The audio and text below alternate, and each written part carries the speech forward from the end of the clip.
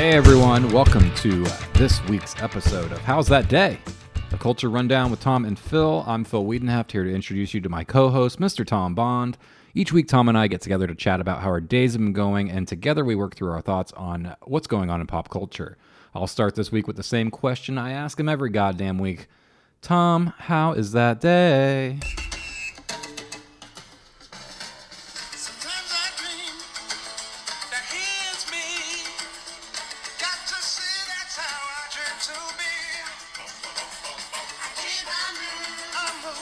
Yeah. If I could be like Tom Bond here. How's everybody doing? Phil, how good is that song just on its own? It's so good it spawned a film. It's got one of like the best grooves ever. I love the percussion in it. I love the kids coming in. I'm doing good, Phil. Thank you for asking. Obviously we are I'm hyped up about basketball tonight. That's what we're going to be talking about a lot. But let's see. It is Memorial Day weekend. So happy holiday weekend to you, good sir. Oh, yeah, I guess it is. Yeah, I hope you're doing fantastically. I haven't done much other than the assignments for this week's episode over the last couple of days. What have you been up to?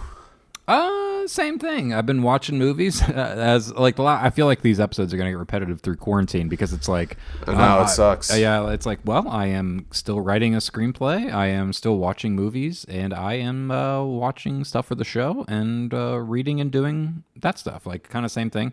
It's been a good week. Today is apparently the 40th anniversary of The Shining being released.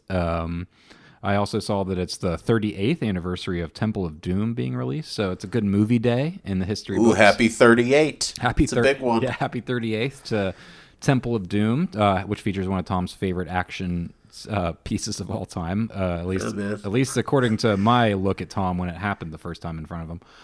The raft coming out of that chopper? Yeah, absolutely. It's the best. You were like, the best. You were like, rewind that shit. I need to see that again. Well, it's a big budget Spielberg action extravaganza. They're like, yeah, let's just throw this raft off with a dummy and see what happens. Hey, man, simpler times. It worked out beautifully. I mean, we did watch it several times in a row. Yeah, and you can't tell at all that let me ask you this. So, 40th anniversary, I get. That's cool. Happy 40th to The Shining. Seminal horror film. It's a classic movie. We should be celebrating. To me, like, you celebrate 1, you celebrate 5, 10, 20, 25, and then I guess every 5 years after that. But I do see stuff like that all the time. Like 38 years ago today, Temple of Doom. Like, is that something to celebrate? I think it's just the like 38th. Yeah, I think it's just they do like on this day so and so came out. Like earlier this week, I saw like on this day Encino Man was released. So sometime this week in like 1995, Encino Man came out or something. On this day makes sense to me, but when I see like happy 27th anniversary to Alien 3 premiered in theaters today, I'm like, all right, it's not really an anniversary. I mean, I guess it's an anniversary, but I don't know. What's my point? I don't have a point here. Well, you don't have to. I mean, our lives have been, I think, fairly boring recently. Yeah, these are the things that I force myself to think about this now because I'm driving my own self fucking crazy. Sitting at home with 3 cats, driving my allergies up the wall. I apologize if I sound like a nasally congested mess.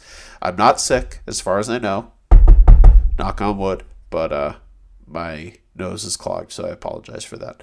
But yeah, man, that's all either of us are doing. That's all anyone's doing right now, right? We're just staying home. Although I know some states are opening up. I talked to my mother earlier, and she's in South Carolina, and she said, like, the restaurants are open, people are going out and eating, having a good time, partying.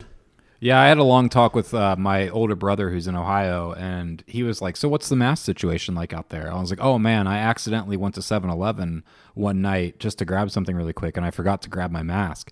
And I live like literally one building over from a 7-Eleven. And I was like, well, I've seen a few people in there, like without them from time to time. I think I can just, if I'm just grabbing something, I'm in there for 30 seconds. Like, I think I'll be okay. And I was in there, man, and this guy turned around and he was like, what's the matter, man? You don't believe in the corona? And I was like, oh no, I'm sorry, man, it was a mistake. But like I got harassed, like, Don't believe in it like it's a Santa Claus or something? yeah, or like, hey man, why aren't you wearing, he was just like, why aren't you wearing a fucking mask, man?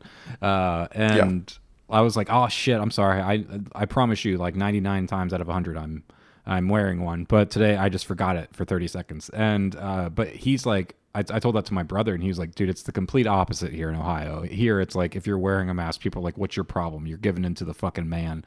And we come from a more conservative area of Ohio, but yeah, there's definitely I guess the experience of living there right now is very different from the experience of living in California. I saw this headline yesterday. I believe it was from the Washington Post, WAPO. And it talked about the mask, quote, culture wars that are going on in the country right now, turning this into a culture war. And apparently there are a few stores, they were signaling out this mall somewhere in Texas, I forget the town, but they were actually turning away customers who were wearing masks, apparently. It's ridiculous. That's so stupid.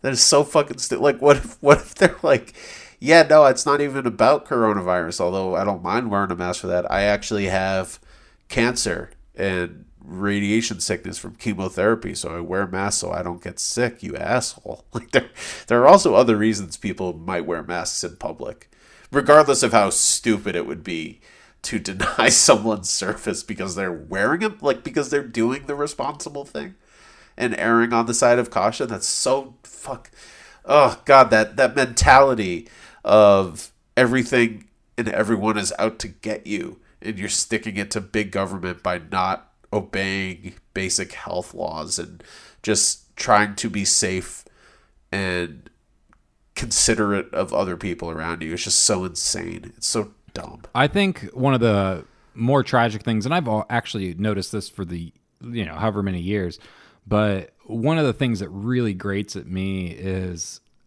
this notion that people have this fundamental misunderstanding of what freedom is, and this idea that they're like, hey man, it's especially like what they think their rights are. Like they clearly think freedom of speech means like I can say whatever the fuck I want, man. Freedom of speech. And I'm like, nah, man, it's not what that means. It means you won't be arrested for like saying you don't like the president. It doesn't mean like you can fucking go scream at somebody or whatever, or abuse somebody.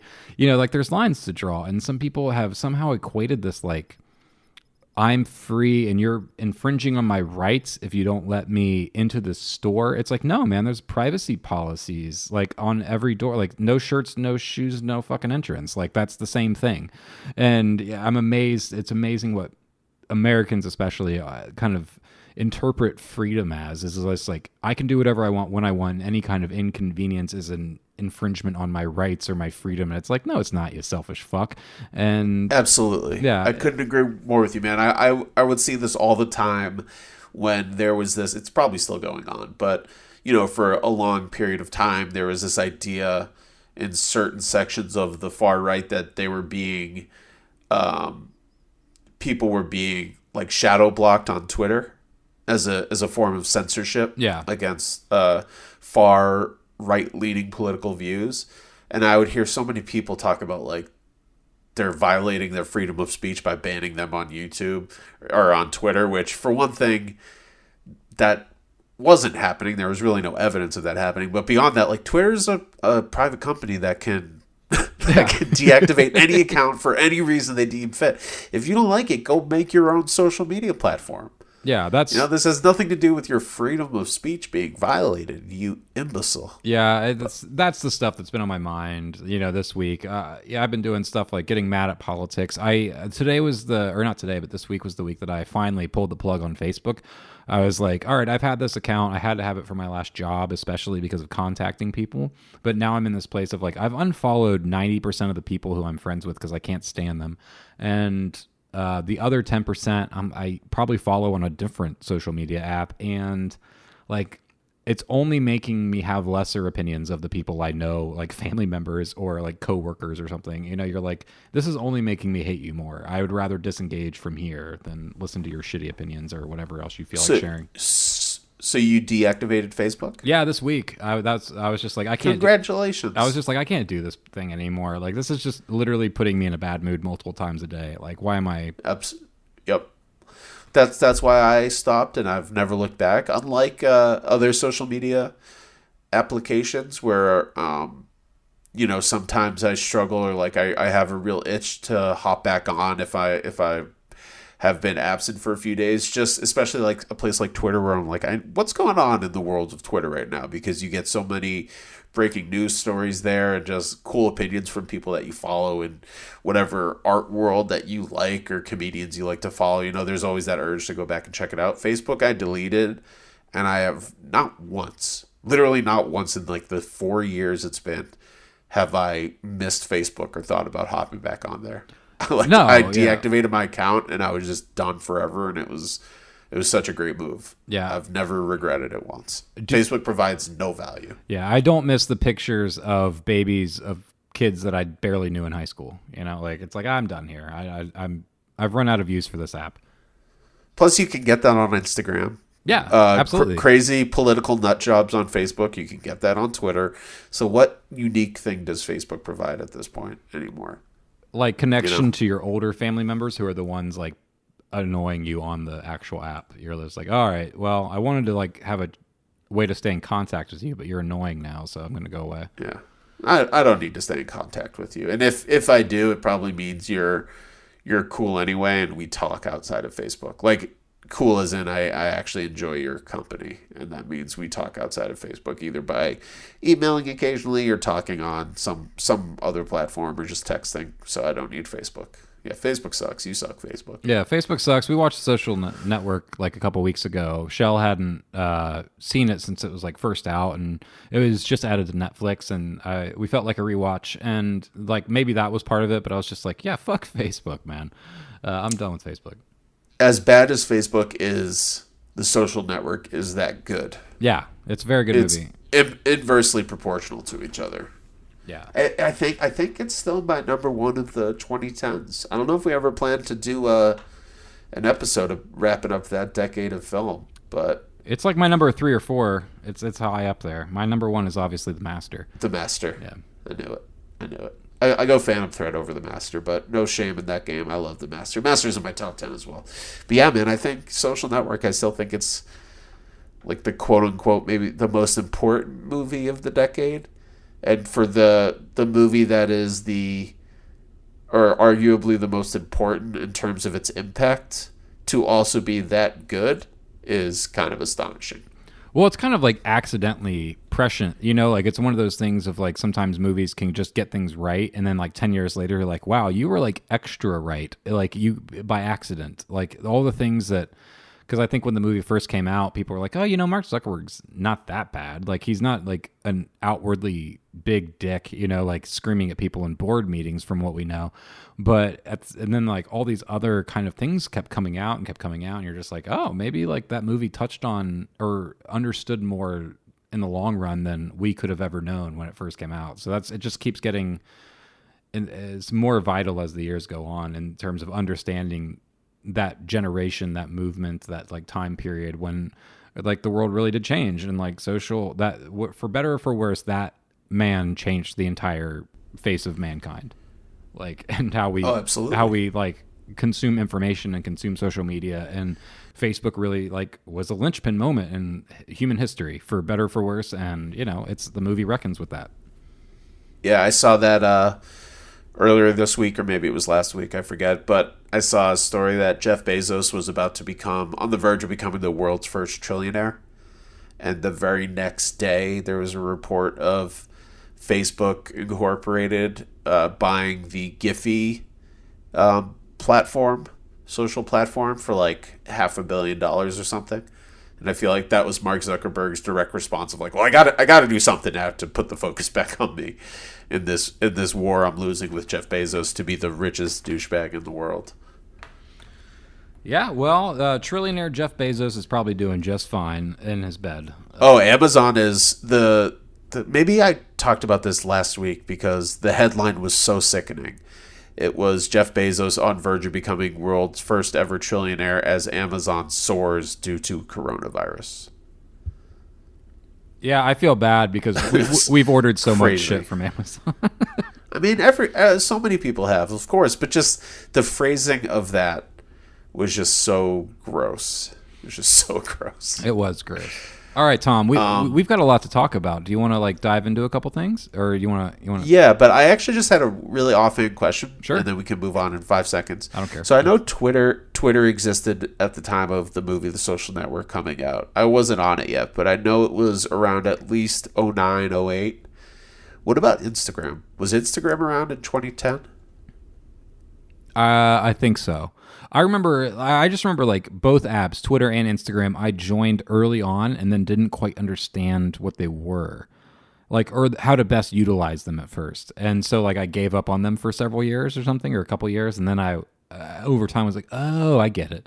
And yeah, I'm not sure. I'm a late comer to most of these things. Like I was on Facebook later than other people, and that was only because same with me. people made literally Jake, Jake, he made me a fake account, and like since he knows all the people I grew up with, he like made a profile for me with like Phil loves poop, and it was like all these awful pictures of me, and he like literally like befriended everyone. He like sent friend requests to like so many people that we had mutual friends with, and so all these people like befriended me, and then the first thing they saw was like pictures of me like just looking like shit, and people were like, "What the fuck is wrong with Phil?" And I was like, I had to like get on there and like adjust my account, and I was like, well, I guess I have a Facebook account now because otherwise Jake's laughing, showing you on his phone like, look at this shit, man, everybody thinks you love poop. Yeah, I mean, there was that one night, I don't know if you remember, but there was the one night with like poop involved, and in New York? Yeah, in New York, and that was like one of the pictures he uploaded. That was like one of the times I was like actually a little mad at Jake. I was like, come on, man. Oh, I would have been furious if that was me. Yeah, he like uploaded a picture of like a really embarrassing picture, and I was like, come on, man, come on. Embarrassing picture involving Phil, a couch, and fucking poop. And poop, yeah. Yeah, I remember that. Those were good times. Yeah, I didn't have Facebook at the time of The Social Network. I wasn't on any social media apps, and my life was probably better. Probably, yeah. Because I remember seeing the trailer, and it had that great trailer with the Creep, or the orchestral version of Creep, which then became completely overused in movie trailers because Fincher is always the best trailer man in the game. But I remember being especially not interested because I just had no familiarity with any social media platforms at that point. But then the movie blew me away, and I still didn't join Facebook until a year or two after that movie, when I went on a really fun music weekend with a whole group of friends where we rented this crazy house that was haunted. It was the weirdest house I've ever been in, and so many great photos were taken of that weekend, and I wanted to see them, and they were all like, well, they're all on Facebook, man, just join. So that's why I joined. Yeah, I remember going to see the movie opening night, and I remember the same night The Town came out. So I saw a double feature of Social Network followed by The Town, and then I drove to a bar. It's a good double bill, man. Yeah, I saw those two, and then I drove to a bar to meet Jake, and then I got hammered drunk that night, and I don't know, probably shit myself again. But, it was a good night. If you're hanging out with Jake, something bad's going to happen. Yeah. He's such a nice guy. He's just like, if you go to hang out with him now, it's like at his house and his kids there, and it's much more laid back and chill. We're getting old. Yeah, Jake especially. Hi, Jake. Hope you're listening. Love you, buddy. He's not. Okay. Yeah. Anyway, so all right, let's dive into the week. So much has happened this week since we last recorded. The shows have aired. We've watched things. The shows have ended. News has come out. People have died. There's been a lot, and we want to talk about a few of those things. I think the biggest news in terms of the film world was HBO Max's announcement of the Snyder Cut. And for those of you who don't know, the Snyder Cut is of Justice League, the movie that came out a couple years ago with Ben Affleck and Henry Cavill and the whole crew of Aquaman, Wonder Woman, Batman, Superman, everybody. And so some quick background, really quick. The director of that film was the same director of Man of Steel and Batman vs. Superman. His daughter, unfortunately, committed suicide while they were in production.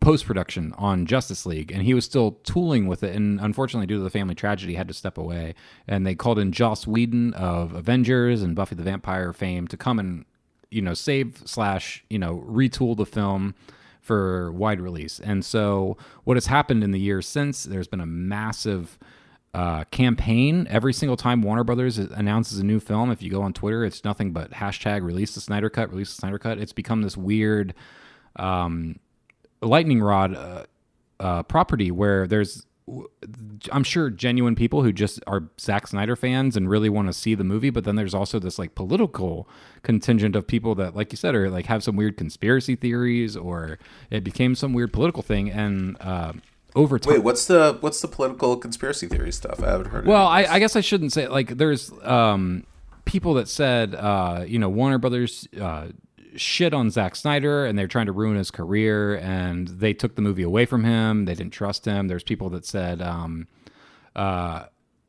basically that it was some plot to kind of get Zack off the movie after the poor reception of Batman versus Superman critically, and what they were concerned about the direction of Justice League. And some people kind of made it out to be like after he stepped aside, they threw him under the bus and they used the opportunity, and they need to pay him back and they owe him. There's that side of it, and then there's this other side of just the feeling like there's some there was a sexist targeting. I think if you follow a lot of women film critics, a lot of people who were in any way dismissive of the Snyder Cut or of Justice League or Zack Snyder were immediately attacked by this kind of raging fanboy subculture. Probably the same one behind stuff like The Last Jedi backlash, and this kind of like weird subset of fandom that had been demanding this new version of the movie. And after a number of years, we finally it's been announced that Warner Brothers is going to fund. They're going to give $20 to $30 million to Zack Snyder to finish his Justice League cut, and it's going to premiere on HBO Max sometime next year. And it's just a fascinating development. Did you ever, remind me, did you see Justice League? What did you think about it? Like, where are you at with all this? Do you have any interest in seeing his cut? Like, what do you think? So a quick question before I give you my thoughts. When Zack Snyder left after the tragedy with his daughter, and they brought Joss Whedon on, Whedon didn't reshoot anything, right? There were no reshoots. No, yeah, he reshot a lot of it. According to Zack Snyder. Oh, he did? Yeah, according to Zack Snyder, only like 25% of his original vision is in the movie, but he says that based on what people have told him. He said he has not watched the Joss Whedon cut of the movie in full, but based on what people have told him, he said there's only about 25% of what he initially wanted. So HBO Max has announced there's going to be like a 4-hour cuts or like TV version that's like multiple episodes. It's depending on, I guess, how the edit goes. But the thing is, though, there's not a cut. There was not like some perfect 3.5-hour finished cut of the movie that they were like, no, that's bullshit. We're going in a different direction. There's no special effects. There's deleted scenes. There's no color. Like you said, like I said, they need to spend like $30 million more to complete this like rough cut of the movie, basically, that they tried to patch over. Yeah, already. because I'd always heard that the Zack Snyder cut is like this 3-hour movie. I feel like 3 hours is what I would always hear, but I don't remember him ever saying that he had finished it. Otherwise, why would they bring Joss Whedon in? I guess unless those conspiracy theories are true, which I tend to believe they aren't. So I did see Justice League. I don't remember anything about it. It came and went for me. I feel like I thought it was maybe a little bit better than Batman vs. Superman, which I thought was pretty bad. Yeah. But Very yeah, bad. it was completely forgettable. I'm just trying to think of any of the other characters they introduced. So Flash, Cyborg. But I'm just saying, just to tag on to what Phil was saying, it's basically the DC Comics Avengers. That's what the Justice League is for people who aren't aware. I'm sure everyone is. Yeah. But I don't really remember anything about it. I'll totally watch the Snyder Cut. I believe it's coming to HBO in 2021, right? That's the plan. Well, this brings me to my next question. I steal your HBO. Does your HBO Go login immediately give you an HBO Max login? Do you know that? The new app that's coming out. Yeah, like if you're already an HBO Go subscriber, does that like just carry over, or do you have to become an HBO Max subscriber? I really don't know. I should look. I don't know either. What is HBO Max? What's the difference? HBO Max is because HBO is owned by Time Warner, which is obviously the owner of Warner Brothers, and so you can look. They just announced their full slate for the initial launch, and basically what it's going to be is stuff like Friends. They're going to have the NBC collect, like a lot of stuff that was on NBC that was owned by Warner Brothers. So you'll have Friends. You'll have they bought the Miyazaki, so you'll have all the Studio Ghibli stuff on there. You'll have the Warner Brothers archives stuff on there. A lot of classic like Wizard of Oz, Double Indemnity, like type classic Hollywood titles, as well as like in-depth, like 70s and 80s Warner Brothers titles. And it's just going to be a mix. It's like I said, they're going to have they're going to have Friends, and it's going to kind of be plus the stuff that's on HBO and regular HBO shows. And basically what's happening in streaming is there's going to be Peacock is coming sometime next year, and that's going to be the NBC version of it, and then there's going to be the Warner's version of it. There's the Disney Pluses, there's the Apples, and basically it's going to be up to each individual person to like look at what is available in each of these archives and decide which one's best for them, and I guess curate, because like Warner's archive has all the Criterion collection on it, or most of the Criterion collection, but it's like, well, I already have the Criterion app. Do I really need another app with all those same titles on it? So. But wait, the Warner app is HBO Max though. Yeah, well, it's HBO Max is being combined. Is basically a Warner Brothers owned streaming service. So, but yeah, that's what I'm saying. There's not going to be a new a separate Warner Brothers streaming service that you're talking about. When you say that there's going to be the Peacock and the Warner Brothers one, you mean HBO Max is the Warner Brothers. Yeah, so there's going to be HBO Max, Disney Plus, Apple TV. That's a terrible name. Why call it HBO Max if you have the entire catalog of a major Hollywood studio with you? Like, why not call it WHBO or something? I don't know.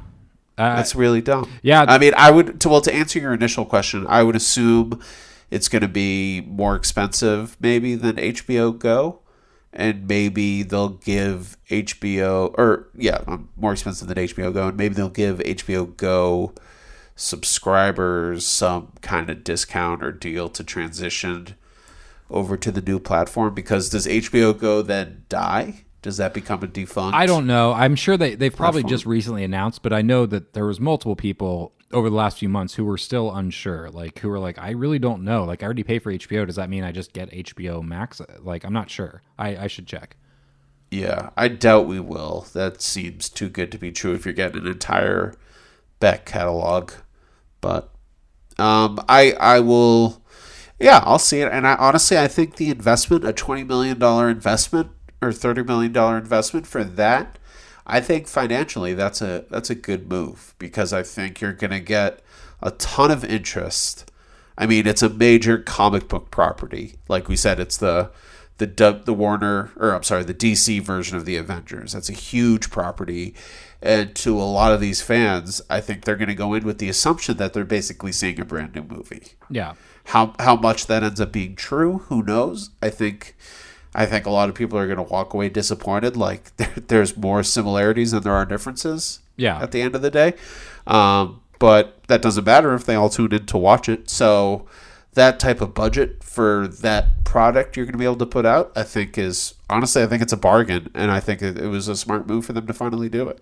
Well, it's kind of what happened is Netflix came around in the beginning, and all these studios were like, yeah, we'll give you our product to promote on there and get people interested in this movie or whatever that we released last year. And over the years, once Netflix gained more power and started acquiring movies of their own at film festivals and started outbidding all these studios, they kind of started being like, well, why are we going to give our top tier titles to you to help you promote your brand when we could have our own streaming app? So now you're going to have your HBOs, your Peacocks, your Disney's, and basically HBO Max is what people are going to have to decide is like, okay, well, HBO Max has Friends, South Park, The Big Bang Theory, and Wonder Woman. Like, is that stuff worth it for me to pay $9.99 a month or whatever it's going to be? Or do I need that on top? Like, or is it worth it to also pay $9.99 on top of that for Peacock so I can have The Office as well? So instead of it all being on Netflix, like I think people used to rely on. Now studios are like, hold on, like why we're not giving it all to Netflix? They're our competitor now.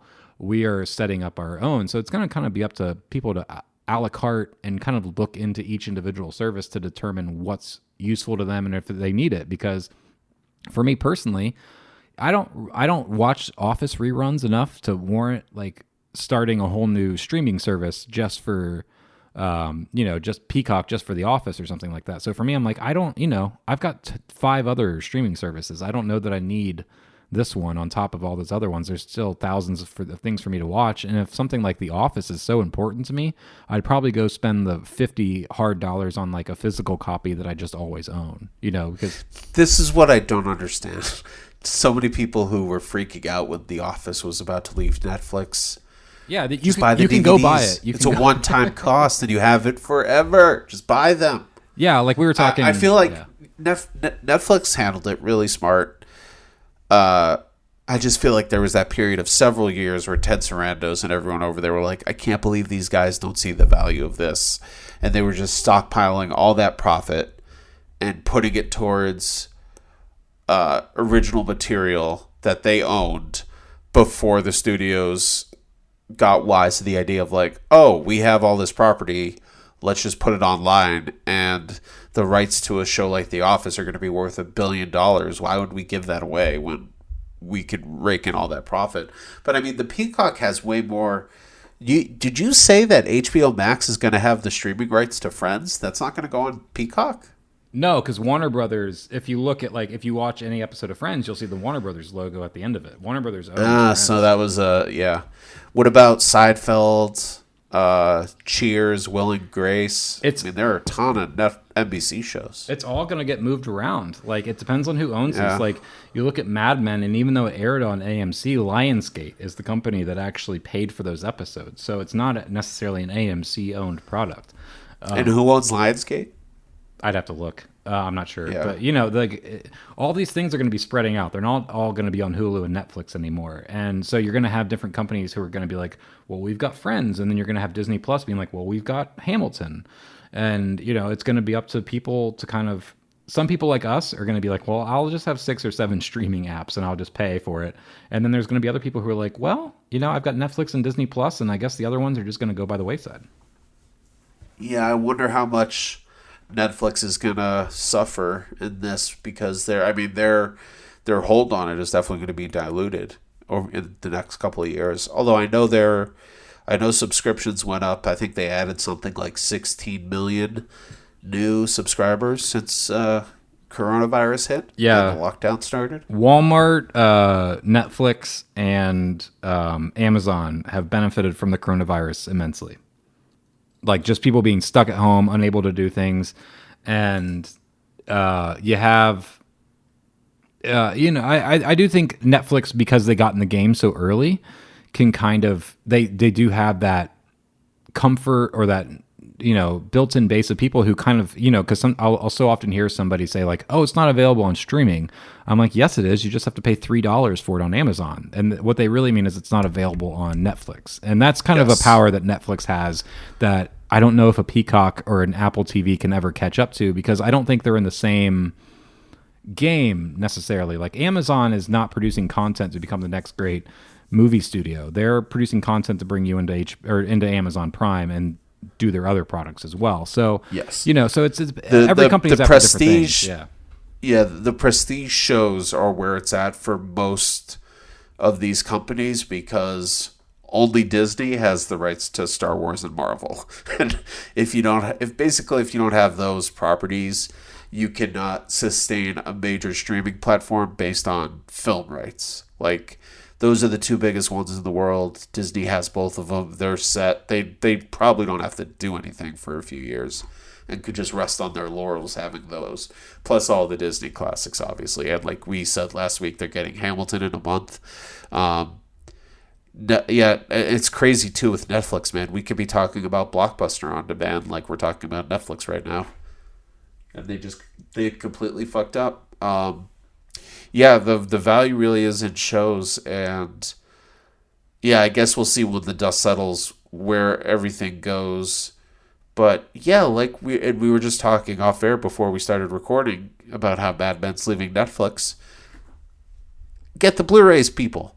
Just get the Blu-rays. Not only do you get to watch the shows, you get great bonus features. You can listen to audio commentaries. You can watch deleted scenes and interviews, and the internet connection will never crap out. It will always be 1080p. Buy physical media. You won't have to worry about this shit, you fools. I wonder what I'll splurge on. I mean, I feel like I already subscribe to so many fucking streaming platforms. I'm gonna have to sit down like I'm doing taxes and really work all this out. Yeah, I mean, like we've been saying, people I'm curious what average families kind of how they weigh it out. Especially with I wonder where sharing apps is going to go in the next 5+ years, because it's so easy to share your Hulu login with 20 people like I do, and I'm just curious because you're going to have people or companies like Disney who do have Marvel and Indiana Jones and Pixar and stuff, but they're not producing new shows every week, whereas you have your Netflix where they drop 10 new fucking movies / shows every Friday. And yeah, they put all that massive profit when everyone else was sleeping into new material. And like you said earlier, Netflix is really synonymous with streaming right now. I don't know how long that lasts, but for the 75-80% of people who are very casual viewers, who aren't super fans or nerds, Netflix is basically synonymous with Kleenex being a tissue or Coke being soda, Yeah. Like you talk to someone's parents and you tell them about a movie they should watch and they say, oh, is it on Netflix? They don't even say, where can I find it? That's how my parents talk about streaming. They just ask if it's on Netflix. And if it isn't, they kind of move on. Yeah, I'm just go to your Amazon Prime app and pay $4 for it or whatever. And they're like, no, that's too much. That's too much work. Yeah. Or what is that? Yeah. When is Amazon getting that Lord of the Rings show running? Dude, don't even get that movie or that show cost $1 billion before they even entered production. It's crazy. I know, but where are they in the process? I feel like I haven't heard an update in months. Everything's shut down. I imagine they're just going to be in a year's worth of pre-production. I heard a thing yesterday.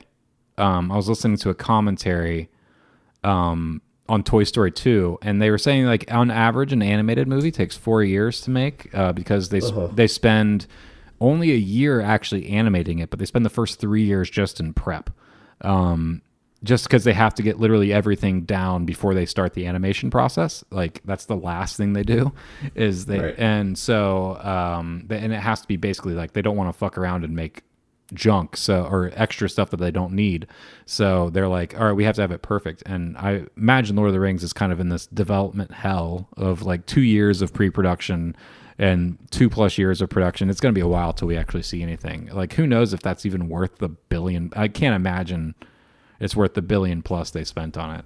Well, you compare that to something like the 20 to 30 Warner Brothers is putting into the Snyder Cut. Right? Lord of the Rings, obviously this is going to be a brand new TV show, new cast, a different retelling, modification of the story, the adaptation from the films. But we already have those films, which were massively successful, which satisfied the vast majority of Lord of the Rings fans and mainstream fans. So how big is that audience going to be? Obviously they're banking on it being the next Game of Thrones. And then obviously the IP is there to possibly make it that successful. But Game of Thrones was, like Lord of the Rings, a massively successful book series.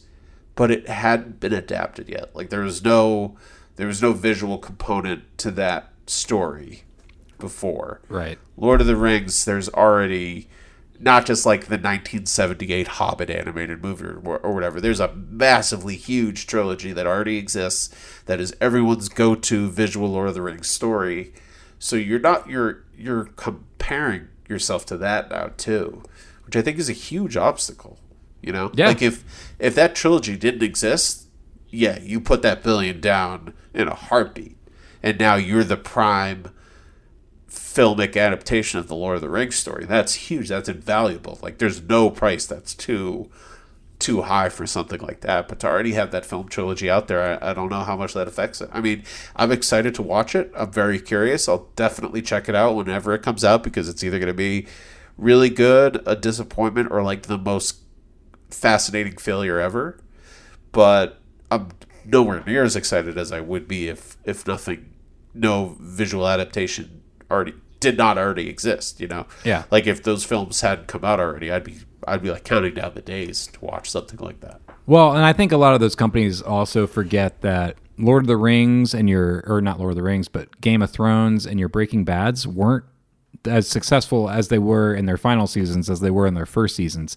And in those two shows, especially like when you think of like some of the biggest shows of recent years, like the massive audience that grew with Breaking Bad and Game of Thrones, those people like came to the show over years. Like it was not just like season one was the juggernaut that took over pop culture. It was like, yeah, season one was a big deal. It was good. But then like over time, more people discovered it on Netflix and caught up. And like by the final season, it was a true cultural movement. Whereas I think Amazon's hoping something like Lord of the Rings is going to do that like by season one. And it's like, you got to develop trust. You got to build these things. It takes time. Like I guarantee the people who were producing Game of Thrones season one were not thinking like, oh, by the end of this, we're clearly going to be the biggest show ever, you know, to ever produce television, you know, in the history of TV, whatever, you know. So it seems like a lot of these companies trying to put the cart before the horse, I should say. Yeah. I mean, the Lord of the Rings pilot episode will probably be one of the most watched streaming episodes of TV ever. I guess it just depends, do they hold on to that audience? And yeah, Netflix specifically, like you said, I mean, Vince Gilligan himself directly credits Netflix for that audience for Breaking Bad growing exponentially. Yeah. You know? He would talk about it. He's like, yeah, it wasn't until basically the start of season 4 when our ratings were actually good, because everyone started binging those seasons on Netflix. And I know that's how tons of people are watching Better Call Saul right now.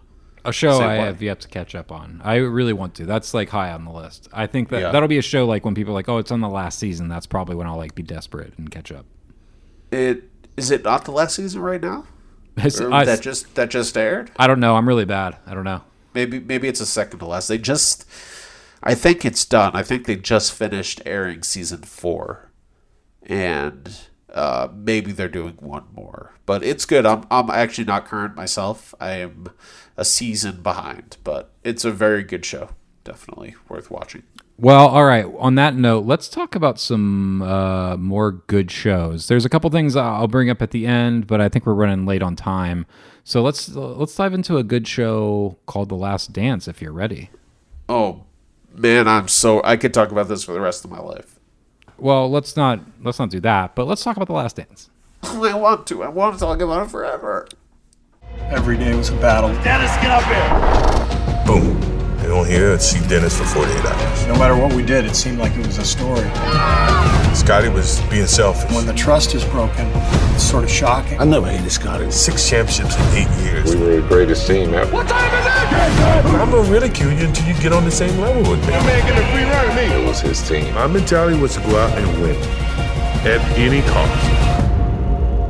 All right. The Last Dance, we talked about it a couple weeks ago. It is the 10-part ESPN documentary on Michael Jordan and his career, specifically highlighting his final season, The Last Dance, with the Chicago Bulls in the 1998 season when they were going for their second three-peat of the national champions. And Tom, tell me what you thought. I know this is a big deal for you. I watched it as it aired. You caught up the last day or two. And I definitely had some. We already know we already cleared that we like it. I know you like it. We talked about your history with basketball, and my history with basketball. Since we already covered all that, let's try and like talk about these specific like last 6 episodes. What you got out of the experience as a whole. What were your favorite parts? Talk to me, buddy. Talk to me. Right. So we talked about the first 4 episodes. So since we last spoke about the show, they aired episodes 5 through 10. To me, if this were a film, this would hands down be my favorite film of the year. Like, I can already, unless PTA drops a surprise film, like someone would an album in December, nothing is touching this. This is I know I'm not alone, man, but I feel like this show was made for me. And just like every other kid who was obsessed with Michael Jordan in the 90s, just spent the last couple of weeks watching this show. I did wait. I watched episodes 5 and 6 a while ago, but 7 through 10, I waited. Not because I wasn't excited, but because Phil knows I'm a tantric viewer. I like to delay the ending of things as much as possible. And if we didn't have this podcast to record, I probably still wouldn't have finished it, just because I hate you. I wouldn't want to say goodbye to it. It is so good. Okay, so as someone who knows a lot about Michael Jordan, the 90s era Bulls, those 2 3-peat runs, I was shocked how much new information and especially new footage they were able to provide. I mean, I know obviously they touted it as there's a lot of stuff here that no one has seen before, because this is footage that has just been on the shelf for 20 years. But it was amazing how much new stuff and how many details they were able to provide someone like me, who considered himself a super fan as a kid, to really fill out a lot of the missing puzzle pieces about that era. Because I remember in 1998 being 12 and knowing that, like, watching that finals year, knowing that it was going to be the last year. Just everyone knew. Like, the show very easily is able to portray. Like, it was a big news story that they were going into that season and that it was all going to be broken up. I basically knew that Michael Jordan was going to retire after they won that championship. And that's a really weird thing for a fan, Yeah. To know that going in, because it wasn't like he was some 42-year-old hanging on. He won the MVP that year, and they were obviously still the best team. They were coming off 3 straight championships. It would have been like if in 2002 the Lakers won and you knew Shaq was going to retire and Kobe was going to be traded and Phil Jackson, the coach of both dynasties, was going to walk away as well. So it's a very strange thing. And I think one of the most interesting things this show does as a fan of Michael Jordan and the Bulls is give a lot of insight into that thought process and kind of explaining what was going on behind the scenes. So on a macro or on a micro level, as a basketball and a Bulls fan, I think that was one of the great successes of this show. On a macro level, I think we have never, ever seen Michael Jordan like this in such an intimate way. And to be able to see him grow emotional, talk about inside stories, like talk about stories from practice or in hotel rooms or locker rooms, how he was feeling, dealing with his dad's murder, all of this stuff. He was always so, and the show touches on this a little bit, he was always so guarded with his personal life while he was the superstar. So even though everyone idolized him and you wanted to be like him and he was your role model and your hero and he was so like positive and uplifting, like he really, I felt like he had this image of, follow my lead and you can achieve greatness or you'll be a better person or a better whatever you want to be. But he was able to do that without really showing a lot of himself. So to get this look all these years later, I think just, even though he's such a flawed character and there are so many things about him we could talk about and really criticize and tear apart, it really just helped me appreciate him that much more as a human being. And it really humanized him for good and for bad in a way that I honestly never thought we would see until after his death. And then the stories would come out and maybe footage of him when he was alive that had never seen the light of day would start coming out. I'm really appreciative that he was willing to do this project and kind of bare his soul in such a way, even though he still is closed off on a lot of topics. But this, to me, this is about as good as we could have asked for in terms of like trying to understand the real Michael Jordan and all the great details and asides and all the great basketball footage and all that fan stuff that I loved. I'm just really glad we got to see this about a guy who was legitimately my hero, like truly my hero growing up. So, yeah, I just thought it was amazing. And we can get into more specifics. I know you have questions you want to ask, but before I ramble on for another 5 minutes, I'll leave it there and pass the buck back to you, buddy. Yeah, I had very much the same experience in terms of like I had basic loose bits of information that I knew about him, and watching them, how they all, the timeline of them, and some of the ways like, oh, I didn't know that happened right before that. Some of that was really underlined a lot of the emotion. I think in terms of my favorite episodes, I think 7 and 8 are probably the highlight for me in terms of that's when Jordan is getting emotional, talking about being competitive and really stating his case in terms of like, 7 ends, I think, on like a mic drop moment of like him needing a break because he gets so emotional talking about like, I didn't do this just for me. I did this for everyone. This was a team effort. I brought guys along with me. I gave them that joy too. And he's just basically like, look, if you don't like that, then don't play with me. And I refuse to apologize. And like you said, I think there are some things that Michael Jordan reveals about himself almost accidentally through the documentary in terms of his competitive nature. It's almost comically high. It becomes like a running joke almost. And it has on Twitter and stuff. Just like, I remember I saw a meme that was just like him being like, Jazz in Utah? I took that personal.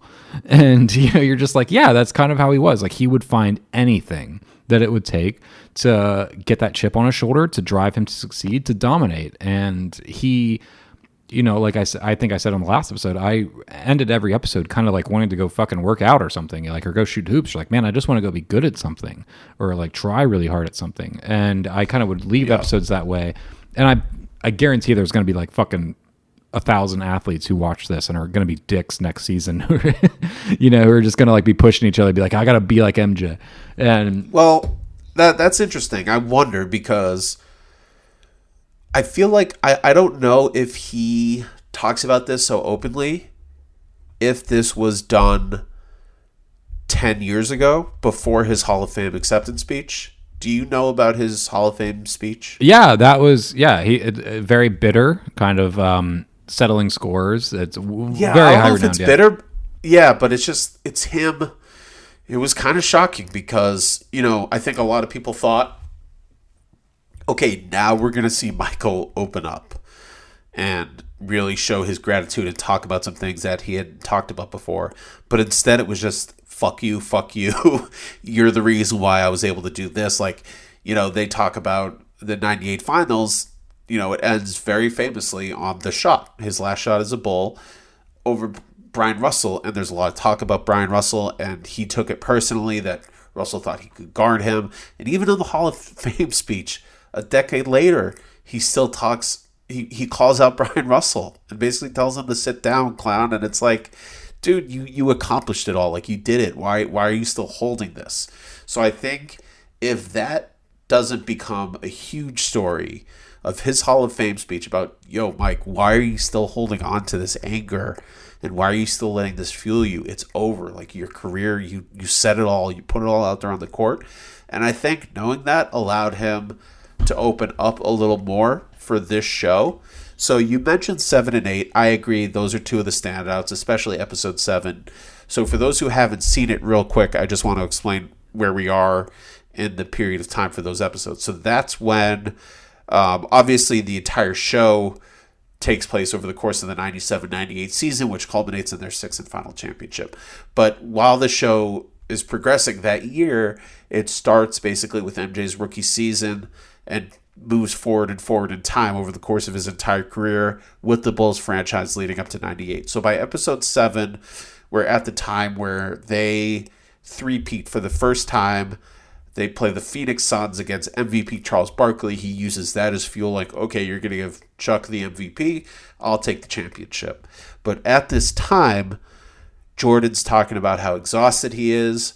He's going for 3 straight titles. He was considering retirement the season before. He says the main reason why he didn't was because guys like Magic Johnson and Isaiah Thomas, who were 2 foes he had to overcome to get to the top of the mountain, had never three-peated. So he thought, if I can do that, that's going to separate me. So he does it. He gets the three-peat. He's weighing, do I want to come back or not? And then his dad gets murdered. And his dad, who's his best friend in the world, he pulls over on the side of the road and gets shot. And not only is he shot and killed, but he's missing for several weeks. And that's got to be so fucking awful. Just the uncertainty of that.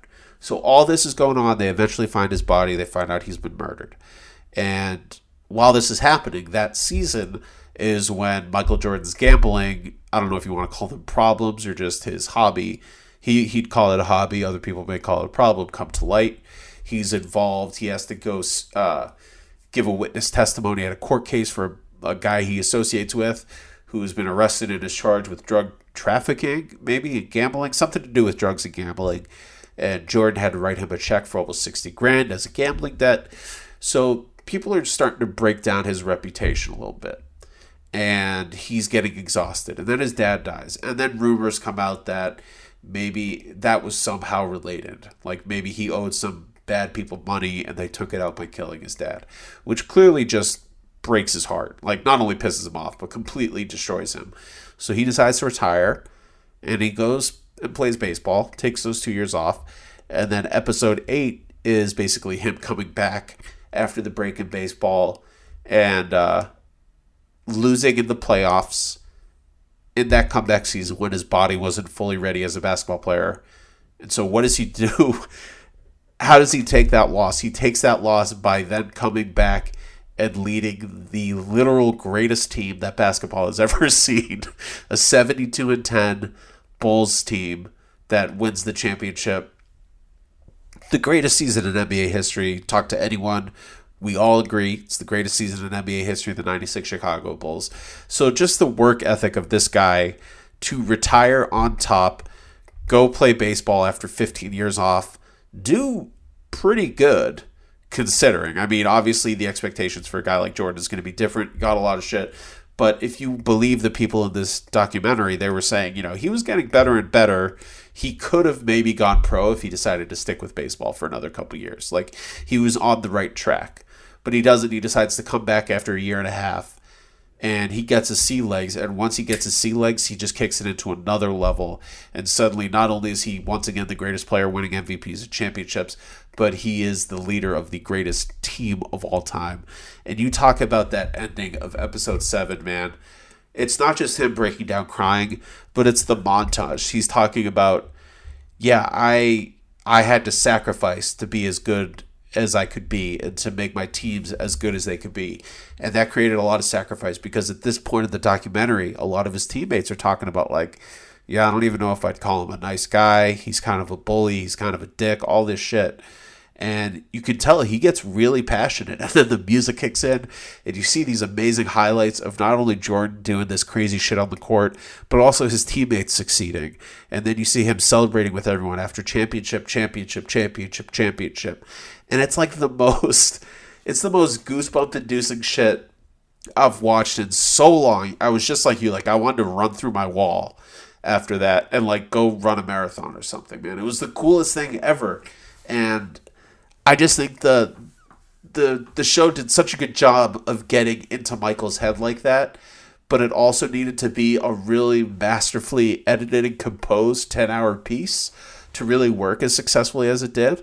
So I think it accomplished that on every level, basically, Yeah, so I sent you Ken Burns' quote about the documentary. And yes. I did want to talk a little bit about that because I do think it's a fascinating kind of the reactions to it since it's finished airing from players and other filmmakers and everything has been pretty fascinating. And I do think I'm pretty in the middle about it. I basically am of the stance that you're kind of weighing your options. The big controversy sort of around the film is that Jump 23, Michael Jordan's production company, is one of the producers of the film or of the series. And I think what you're saying about how inspirational this is, and I think, like you said, Jordan had that speech at the Hall of Fame. And I think what this series does in a lot of ways is underline or remind people like, I'm the greatest. And it kind of like makes its case for why Jordan is the greatest. And while I think there's certainly an incredibly strong case for that, there's people like Ken Burns of like Civil War and baseball and some of the major like historical documentaries who have kind of taken umbrage with the movie. So I'll read his quote really quick. He calls into question the idea that Michael Jordan's production company is the one producing the documentary. He says, quote, "If you are there influencing the very fact of it getting made, it means that certain aspects that you don't necessarily want in aren't going to be in. period, said Burns, himself saying he would, quote, never, never, never, never allow such a participation on one of his films. Added the documentarian, quote, and that's not the way you do good journalism, and it's certainly not the way you do good history, my business. Now, I think that that's true. I think you could argue that in some ways the goal of this is not journalism, and I think that the goals of something like this is different than OJ Made in America, which is, I think, a much more political story and much more about kind of broad ideas. And obviously it's easier with someone like OJ to villainize him. Whereas, there are aspects of Jordan's personality. Like you talked about how there were players who were like, yeah, he was a dick to me. But I think all those players who say that eventually come around like, yeah, but it was for the best. There's no interviews with players who were like, yeah, he was a dick to me and it ruined my fucking career, actually. Like I tried really hard, but it wasn't good enough for him. So like it actually ruined me. There's none of that. There's none of people who were like really down on Michael. And there's not a lot of like investigation into his, political blind spots, like shit like donating to, giving money to prisons or, stuff like that. And he's had some controversial things and involved in controversial things.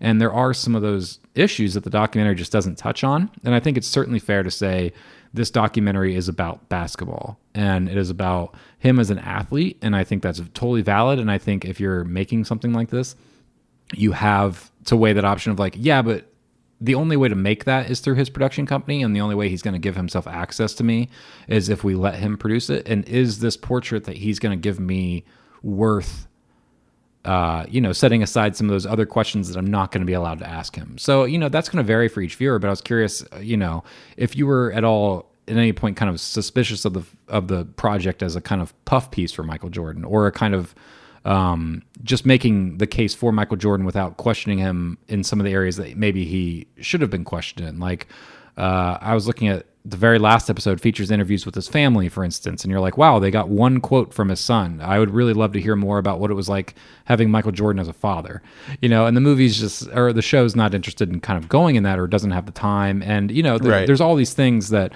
I obviously understand in terms of like, you only have so much time, you want to cover certain things. And, but I'm curious what your reaction is to some of those comments and some of the backlash that has come out. I've heard that Scottie Pippen was not happy about his portrayal in the documentary. I've heard from Horace Grant was not very happy with how he was portrayed. And there's a number of, I bet he wasn't. There's been a number of players who were like, hey, this is not what I agreed to. And, so I'm curious what your reaction is to that. Go ahead. That's interesting. I know the Ken Burns quote, and I haven't seen any of the backlash from players yet, so I'd have to look into that. This is what I think. What Ken Burns brings up is totally valid. That is a genuine conflict of interest, and I think that raises a lot of questions. But it all depends on the story you want to tell. Also, and this is, I think, the most important thing about this particular story in this particular documentary. As far as I know, maybe I'm wrong, but I think this is the case. Jordan owns all the footage from that 98 Last Dance season. Oh. Like that unprecedented access that he gave, that was Jordan. That was the Bulls or anybody else. Like all that camera footage, all this amazing footage we see was Jordan's. That was what Jordan hired, right? Right. So I don't think you get the footage unless you agree to whatever deal Jordan wants to make. And at that point, I think you say, is it worth it? And to me, the answer is unquestionably yes. Because I do think there are plenty of things you could put Michael up against the wall and talk about. I mean, obviously this show only went up to 98. It ended with his Bulls career. But you talking about players who could have said, yeah, he was a bully to the point where it ruined my career. I mean, Kwame Brown is the perfect example. If you want to talk about a player who Jordan ruined, I mean, he was a bust anyway. But this is a guy, when Jordan came back after his second retirement and joined the Washington Wizards, Kwame Brown was this kid coming out of high school. He was the number 1 draft pick in the league. He was supposed to be the next great big man. Jordan played with him for 2 years before moving back into just a front office role. And by all accounts, he straight up bullied this guy to the point where his confidence and his personality, he just like retreated into a shell and was never the same. and he could just never recover. And then, to make matters worse, he was then moved to the Lakers and had to play with Kobe Bryant. So you want to talk about two elite basketball players who are just going to be the biggest pricks on the court possible. You couldn't have asked for a worse combo for maybe a sensitive guy like Kwame Brown, who it clearly looked like he wasn't going to live up to his expectations, for one thing. And then for another thing, you're dealing with guys like Jordan and Kobe, who are the best at their position and the best to ever do it. And then they're not going to put up with you not living up to what they think you're capable of, right? So if they wanted to bring up a player who said, yeah, he was a bully and it wasn't for the best, they could have easily brought in Kwame Brown. But that's not what the story's about. The story's not about Jordan joining the Washington Wizards. So why bring that up? Now, the other stuff in terms of like his political, if you want to call them missteps, or just his political beliefs that are maybe more controversial, they do bring up one. They talk about the 1990 Senate race in North Carolina with, is it Jesse Helms? Yeah, and his That's his name, his right? failure to kind of say anything about it. Yeah, there was this known failure, There's but this unwillingness. Well, yes, his unwillingness, his decision not to say anything. So, episode 5, I believe, talks about because it's at this point in his career. There's a 1990 Senate race that's about to happen in his home state of North Carolina. This incumbent Republican senator, this racist white asshole, Jesse Helms, is running for like his 4th term. And on the Democratic side of the ticket, they got this up-and-coming black guy, I forget his name, but he's gaining a lot of momentum. Apparently the race was getting pretty close, and they were begging Jordan to say something. Like, if you endorse this guy, it could do a lot of good for this Senate race and African Americans across the state. Jordan's response was, Republicans buy Nike shoes too. And basically saying, my pocketbook matters more to me than getting influence in the political world and putting my neck out there and maybe pissing off a large part of my fan base. And the show does talk about that, and they question Jordan about that.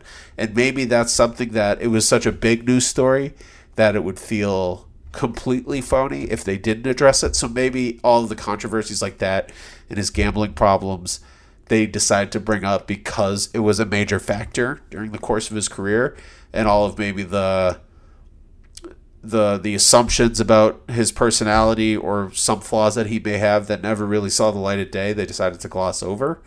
Personally, I'm okay with it because you have to make a decision about what you want your story to be.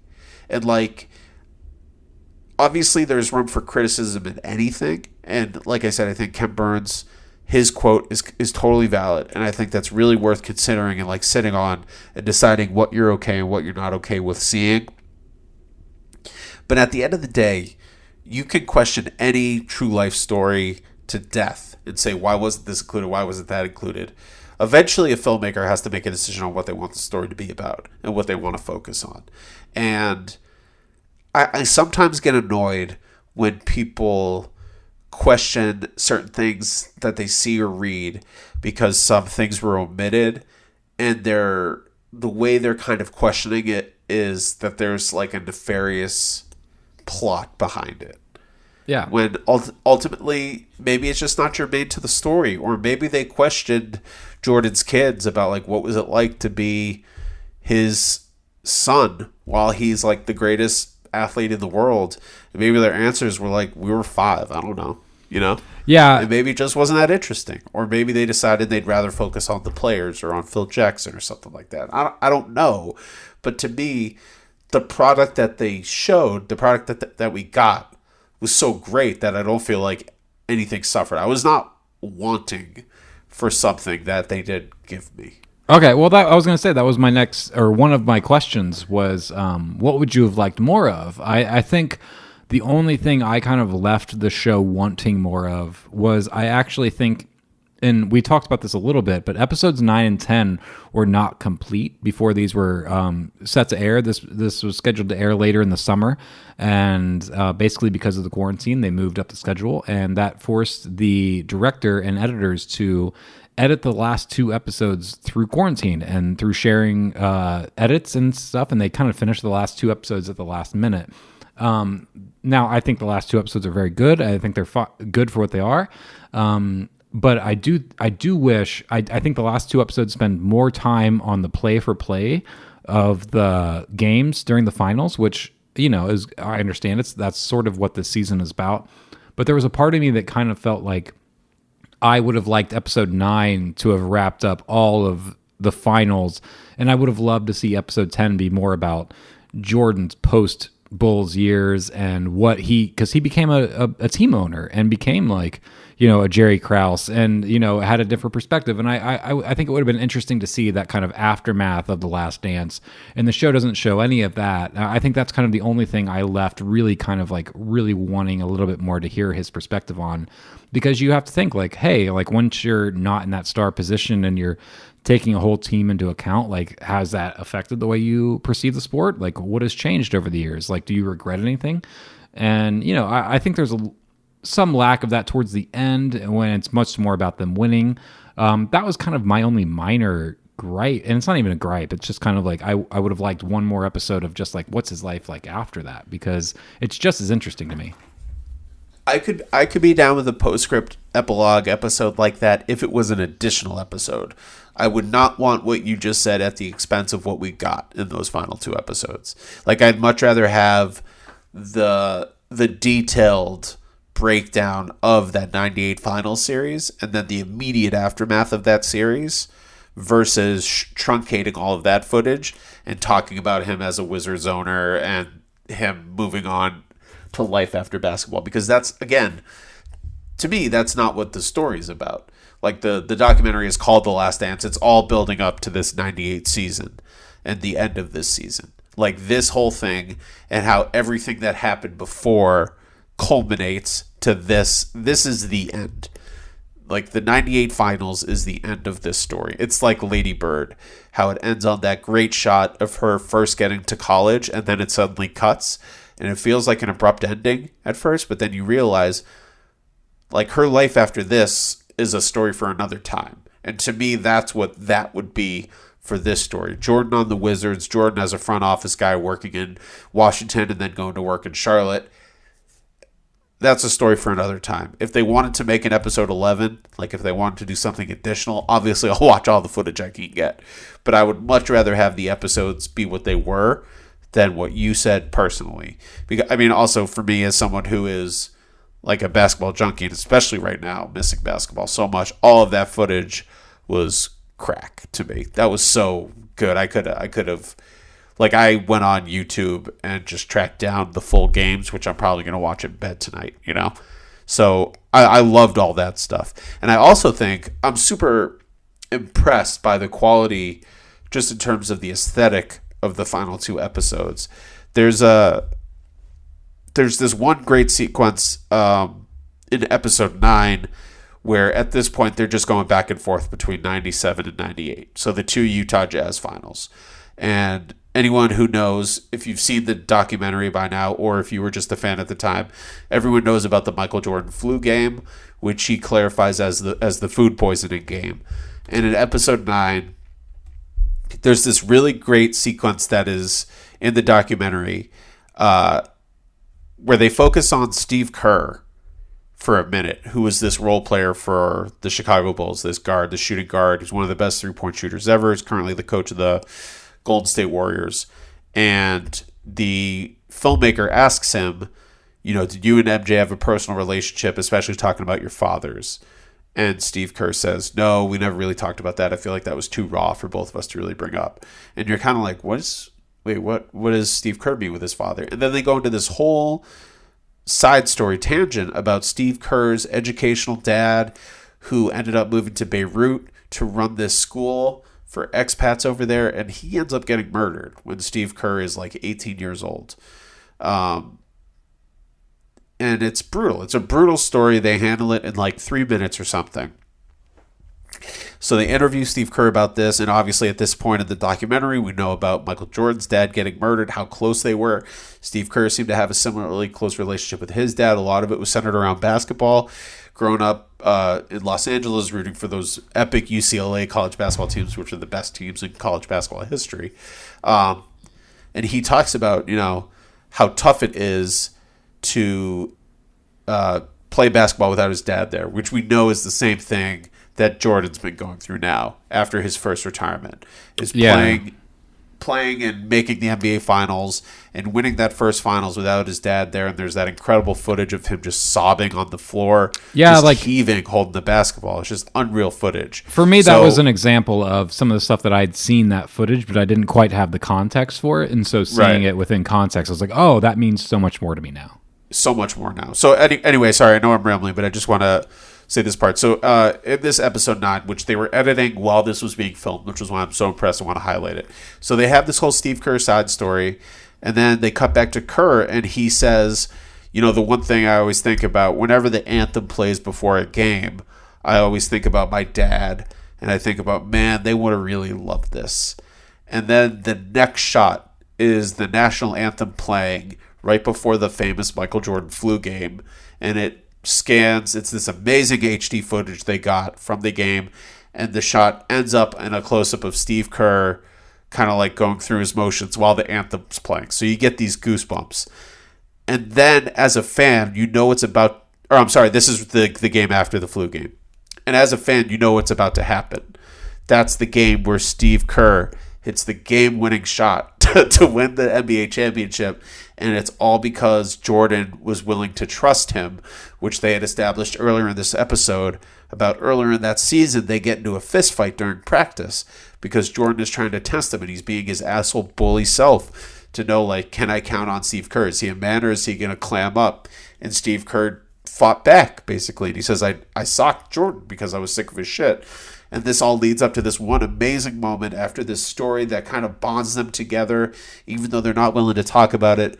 And the visual language of the editing of the documentary just crystallizes it so perfectly. It does all the work for you as a viewer, all leading to the end of this episode where Jordan gets double teamed on the last play of the Game 6 of the 97 Finals, where he kicks it to Steve Kerr, who hits an open free throw jumper, 15-foot jumper to win their 5th championship.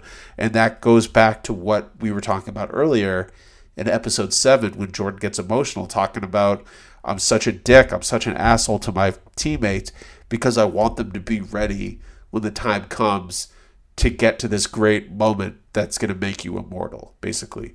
And it all just wraps around itself so beautifully that I'm really, this is a big reason why I'm so impressed with the documentary, besides the subject matter just being a natural fit for me to love. Yeah. But it's these moves that the show makes I'm glad they decided to focus on this stuff instead of being like, hey, why weren't you more liberal? Sure. When you were a player, you know? Like, I'd much rather focus on this stuff. This is why people love Jordan. This is his thing, you know? Like, every person is unique, and we all contain multitudes or whatever. But this is why Jordan was so beloved and so great. This is what we want from Michael Jordan. I don't really care about his politics. He's special more than other winners, like even more than the greats and all the other people who won championships. He's particularly special, and he's unique in a very certain way that is only Michael Jordan. And I love getting into the details of why. Yeah. And then, you know, episode 10, they basically decide to not cut to commercial for 30 minutes. And it's like just this great sequence of breaking down the final game of his Bulls career. And it was the same thing. I won't ramble for too long like I just did. But the documentary does the same thing in another way of what I just talked about, this time focusing on his relationship with Scottie Pippen and the end of his career. And it all works itself and wraps itself together so beautifully, I thought. Yeah, I mean, so, all right, lightning round. I agree with everything you just said. This is hugely inspirational. I think if, like, in terms of the Ken Burns stuff, just kind of know what you're watching and be aware of it, and exactly, yeah, be aware of the prejudice and just be like, okay, not everything in here is not. It's not a all-encompassing portrait of this man. It's specifically choosing some things, and the choice to show those things is kind of like, well, do you want to see some of the stuff that you will never get to see otherwise or not? And I think what it reminded me of this year was actually the Taylor Swift documentary that was on Netflix earlier this year, only because the Taylor Swift documentary, the thing I didn't like about it was the thing I didn't like about it / was also kind of fascinated by was the idea that here's this girl or woman who has been living in this bubble her entire life that has been formed by studio executives and her mother and parents and her fan base and everything. And even the movie, in its attempt to show the real her, cannot help but like reveal some of the like bubble that they've had around themselves. So like for me watching this movie is like, yeah, Jordan's going to show you what his point of view of these events were, but by showing you that point of view, it's going to also be somewhat more revealing of his subconscious or what's important to him or his psychology. And anyone walking away with this is going to get probably a deeper understanding of Michael Jordan as a person. And oh, absolutely. Yeah. And I think like, even if you just know him as like a great athlete, I think you'll walk away from this perhaps respecting him, even a begrudging respect. You might be like, yeah, I didn't agree with all of his methods, but like, I can't deny that the man had the skill. And even the players at the end I think that's really the lesson of all of this. At the end of all this, you can do it if you can win. You can push people that much if you can win. And like, there's episodes where it's like, hey, this guy scored 36 points on me. He had a good game. I'm going to score 36 points on him in the first half of the next game. And that's one thing to say that. It's another to just go and do it and be able to have the skill to go and be able to conquer in that way. And he actually could back it up. And so when you can back it up like Jordan can, it kind of gives you the leeway to do whatever you want or handle it however you want. And you can like it or not like it. Like, that's the other thing. You know, he had players like Kwame Brown who just completely folded, and that's unfortunate. And I definitely think, personally, as a Jordan mega fan, I do take that as kind of a stain on Jordan, that he just, especially at that he was almost 40 at this point, and this kid was 18. You know, like, that's not cool, Jordan. And I think there's total room to criticize him for something like that. But at the end of the day, those Bulls teams were riding or dying with Jordan. And he decided this is how he had to make those teams work. And you can either stand up to him and fight back, or you can fold. And that's going to decide for him who he wants in the trenches. And obviously, he had the pedigree to back that up. And just to make it clear, just in case I wasn't, Ken Burns, just to finalize this point, totally valid criticism. But like we said, it's all a story-to-story basis. And it depends on the story you want to tell. And I also think Jordan does not come off as a saint in this documentary. He totally doesn't. He comes off as a very, very flawed person. I agree, yeah. And like, just fundamentally a flawed person. They show a lot of footage of him just being a straight-up asshole. Like, every clip we see of him and Jerry Krause, who's kind of vindicated at the end a little bit, like, they give the documentary a little bit of time to be like, look, we had our problems with our general manager, but at the end of the day, we got to give him credit. He brought us together. We won 6 titles. We wouldn't have won it without him. Even still, throughout these 10 hours, there's not one moment where we see Jordan and Jerry Krause together where Jordan isn't a dickhead to him. Yeah, there's that one scene where, like, that really struck me. It's on this at the half court. It's like during a practice, and basically there's all these Bulls players who are just kind of fucking around, throwing like 40-foot or whatever, like free throws, like just kind of fucking around from the half point or that half court mark. And at one point, Jordan gets it, he swishes it. All these other players miss it, and he swishes it. And here is like literally the most like wealthy man, the most popular man, the most famous man alive, who like, even then, with all these players who make like 1/15 what he makes, he's like in their fucking faces being like, booyah, motherfuckers, I beat you. Like, he doesn't care.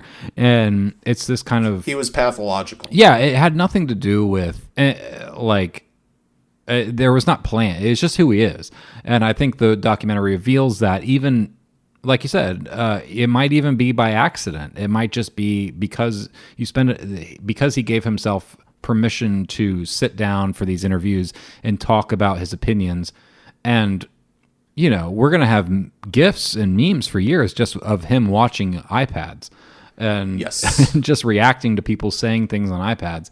And yeah, it's really if you're into... He's so animated whenever he watches them. You feel, you like see the emotion and the energy come back to life. Like, it literally lights up his eyes, and you see like that anger and holding those grudges in those moments just from watching people talk 20 years later. It's crazy.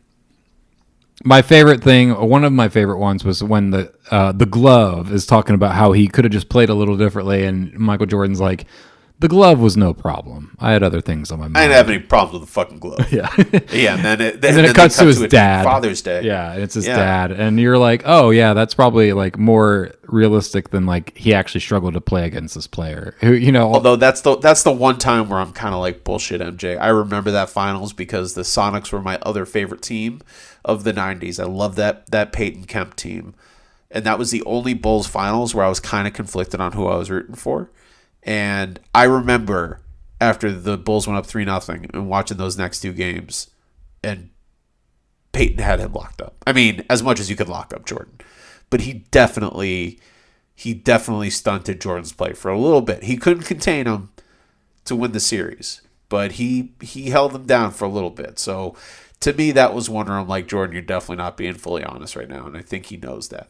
But like you were saying about being almost accidentally revealing, just one last time to go back to the end of that episode 7, which is, if you guys don't watch this 10 hours, which you need to, but you at least have to watch this episode, he breaks the fourth wall even more than, a talking head in a documentary is breaking the fourth wall naturally. But when he's talking about that energy and like how chaotically feisty and passionate he is and how competitive he is, he even says at one point, he's like, this is why I'm doing this documentary. Like, he even stops to say, like, the reason why I am even agreeing to this entire project to let you guys see all of this footage and hear me react to it is because this is who I am. That's like that's word for word what he says. He says, the only reason why I'm doing this is because this is who I am. And you understand in that moment, he has a real desire before he fades away, whether it's through death or old age or irrelevance or whatever. He has a real desire for people to try to understand him finally. Because I feel like he knows that while he was a player, and you see it in all this footage where he's like such a charming, funny dude. Like, he's actually really quick-witted, and he makes people laugh, and he gives a lot of people the time of day. He's this weird mixture of like a total alpha male bully dickhead, but also super charismatic and nice and patient with people and really charming and flirty. But you kind of know, like, yeah, he never really opened up the way other public people do. And I feel like this was him trying to open up. And when he goes on that speech at the end of that episode that ends with him getting choked up and asking for a break, I assume while you were watching it like I did, I was kind of like, whoa, he's getting emotional. And it's kind of strange. Like, it's kind of a weird thing to get that emotional about. I mean, I guess not. I'm getting used to post-retirement crying Mike. Yes. But, like, it's not like it's not like when he was talking about his dad. Right. Yeah. Like, he's just talking about him being passionate and emotional, and that's what makes him cry. And to me, that's so fascinating because I don't think he was expecting to choke up right then. I think that's why he asked for a moment. And I think because we are seeing in that moment, without him maybe not even intentionally doing it, like just really shedding all of his skin and like just exposing himself and saying like, this is who I am for better or worse. Like, this is my life. I am this hyper-competitive dude who all I care about is being the best. I want to be the best, and I want to be remembered for that. That is what matters to me more than anything else in the entire world. And he actually was able to do it, which is fucking cool as hell. All right. Lightning round, last things, I guess, before we wrap up. What is your biggest I didn't know that? Or in terms of, like, maybe you saw some footage that you just like, I had no idea this was a thing. Or was there things that you always had wanted to see and, were shocked that they actually had filmed? I think for me, like I've talked about, for me, the timeline was a big deal in terms of linking some of the like loose strands I knew about him in terms of like, oh, this is the chronological events, how they happened. And okay, so like events like him crying in the locker room on Father's Day, like means a lot more to me now because I've seen the show and it's contextualized that. And then you also see other things like, I was really sad when I saw all the Space Jam stuff, only because I was like, I'd watch like an entire episode of just Space Jam, like behind the scenes.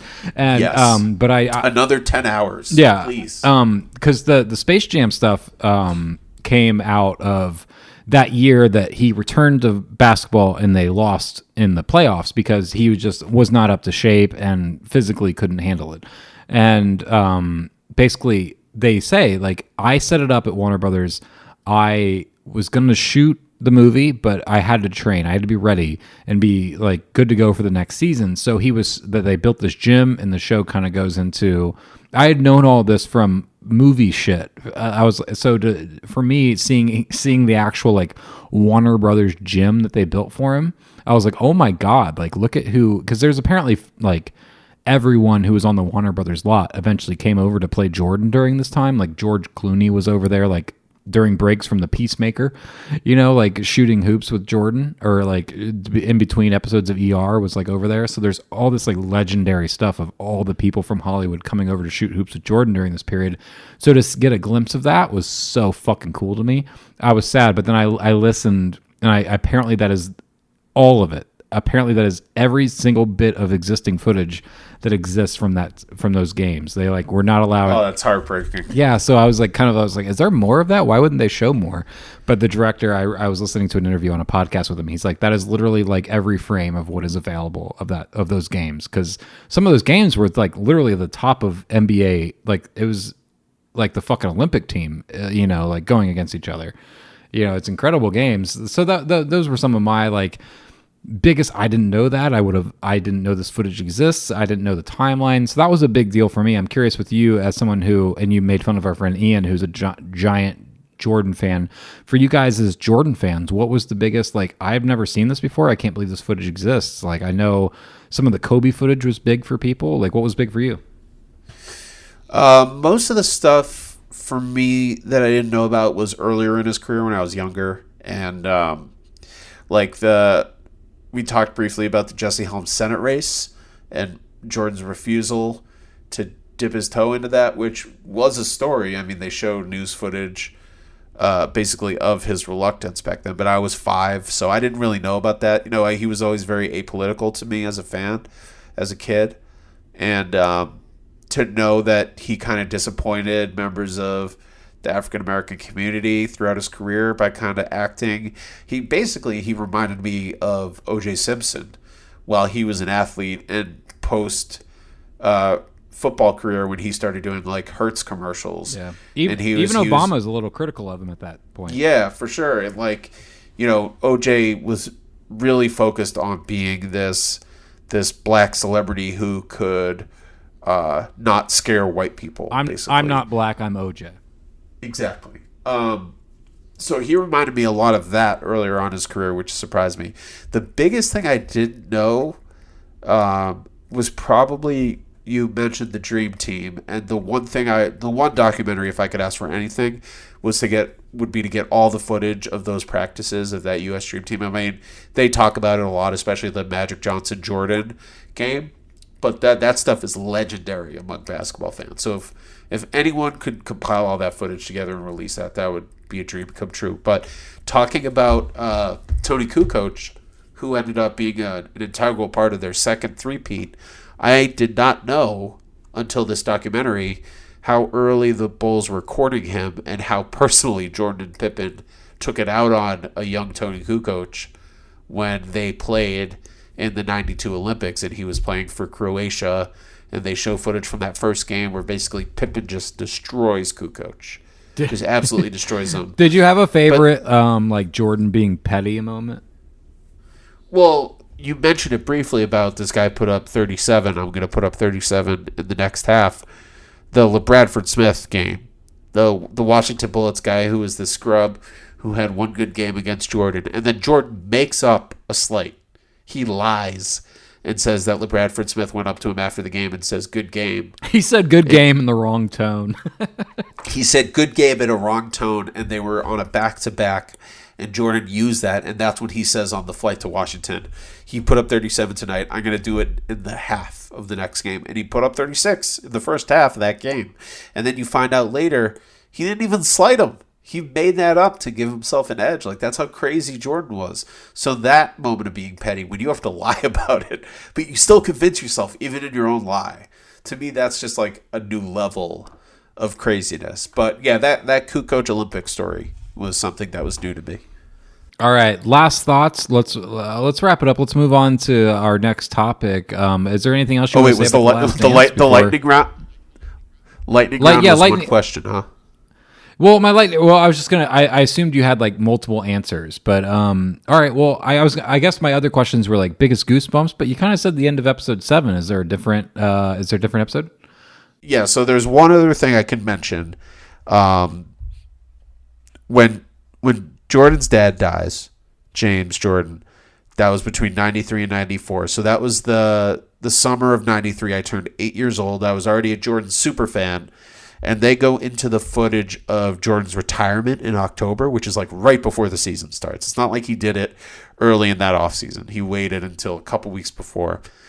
I remember that tan suit he's wearing. Like, it gave me a complete sense memory flashback because I saw Jordan play at the Garden, I think the season before my dad took me, and I was like 7.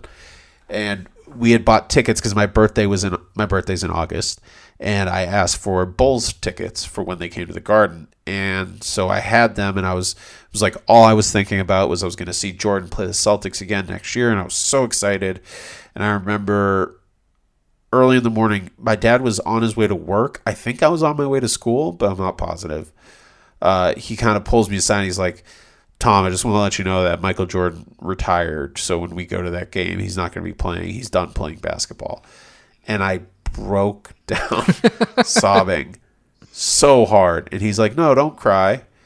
Like, my dad was all like, he didn't really know how to handle it, and I'm like, no, I just couldn't react. It was the worst thing in the world to me. And my dad I was like, I don't even like basketball anymore, this is the worst. I just couldn't handle it. And my dad said, to try to soothe me, he's like, well, Tom, if you want to be a professional basketball player, all those guys take ballet to make them more athletic, and you don't want to do that anyway, right? You don't want to take ballet. Yeah, he tried to like turn it into a macho thing. Like, he's like, yeah, you don't want to take ballet because like you're a guy, you don't take ballet, right? So you don't want to do that anyway. And I was like, I'm confused. Yeah, your dad never saw Billy Elliot, clearly. He did not. My dad, he tried, but he did not handle that well. So that memory gave me goosebumps and made me kind of emotional just because it brought me back to that moment as a kid and like how much I loved him and how sad it was, where it felt almost like a death in the family. Because like it wasn't like I was 8 and it was like there was no social media, so for him to stop playing suddenly, it was just like, well, my relationship to watching Michael Jordan is over now. Like, it's just no longer going to happen, And to me, that was just like one of the saddest moments of a childhood that I don't remember a lot of. I have a very poor memory, but that's one memory I remember very distinctly, and it broke my heart. So when he finally came back, it was the greatest news in the world. I was so happy. All right. Well, I feel good. Do you feel good? You ready to move on? I feel great. People, please watch it. It's one of the best ways you could spend your quarantine, especially if you're a basketball fan. You've probably already seen it, but I cannot recommend this thing enough. Yeah, it's gonna, I think, beyond this year, I think it will carry on and continue to be talked about as one of the great basketball kind of documentaries and sports documentaries and portraits of an athlete. And I think it's really one of the great ones out there. And anyone who's interested in sports, athleticism, competitive nature, psychology, and pop culture in the 90s. It's not just the story of Jordan. It's the story of, Air Jordans and Space Jam and this whole, like, what he became. Spike Lee, McDonald's. Yeah. And also, if you're just interested, if you're like me and you're interested in, like, in greatness, like people who are the best at things, I'm always fascinated in those life stories, even if it's something I'm not really interested in. Yeah. So, for it to be about basketball as well as personal interest. But if you're interested in stuff like that, like Portrait of a Genius, I mean, he's a legit basketball genius. If you're interested in portraits of people like that and just how they live their life and the philosophies they've lived by, you should check it out because there's a lot about him and his mindset. Like, Phil Jackson was this kind of hippie coach, but you see, especially towards the end of his career, Jordan was very much into mindfulness and being present. And like he even talks about like Zen Buddhism as a throwaway at one point, but you understand that it's actually a philosophy that he lived by. You know, like being present, staying in the moment. He has this one great quote that I highlighted where, you know, he talks about how like a lot of players, the line between success and failure is fear, and he would never let himself be ruled by fear. And he has this great quote, like, people fall from picturing failure. Why would I worry about missing a shot that I haven't even taken yet? And that line really stuck out to me. Yeah, I remember. Like, that. why stop yourself ahead of time? You know, like if you don't do it, the thing you want to do, you failed at doing the thing you wanted to do by not doing it. So why worry about fucking it up if you do it? Because all that's going to make you do is not do it, and then you failed anyway. And I think that's a really good lesson to take away from Michael. Yeah, my buddy Michael. Yeah, your buddy Mike. You're like Mike in so many ways. All right. Sometimes I dream that he is me. Sorry. All right, Tom. Let us switch subjects completely. Go from the masculine, powerful basketball into the wonderful world of Japanese anime from 1990. We're all about 1990, like mid 1990s pop culture. Let's dive into episodes 8 through 14 of Neon Genesis Evangelion, or Gellion for that matter. I believe Gellion. Yeah, Neon Genesis Evangelion. Here's some clips.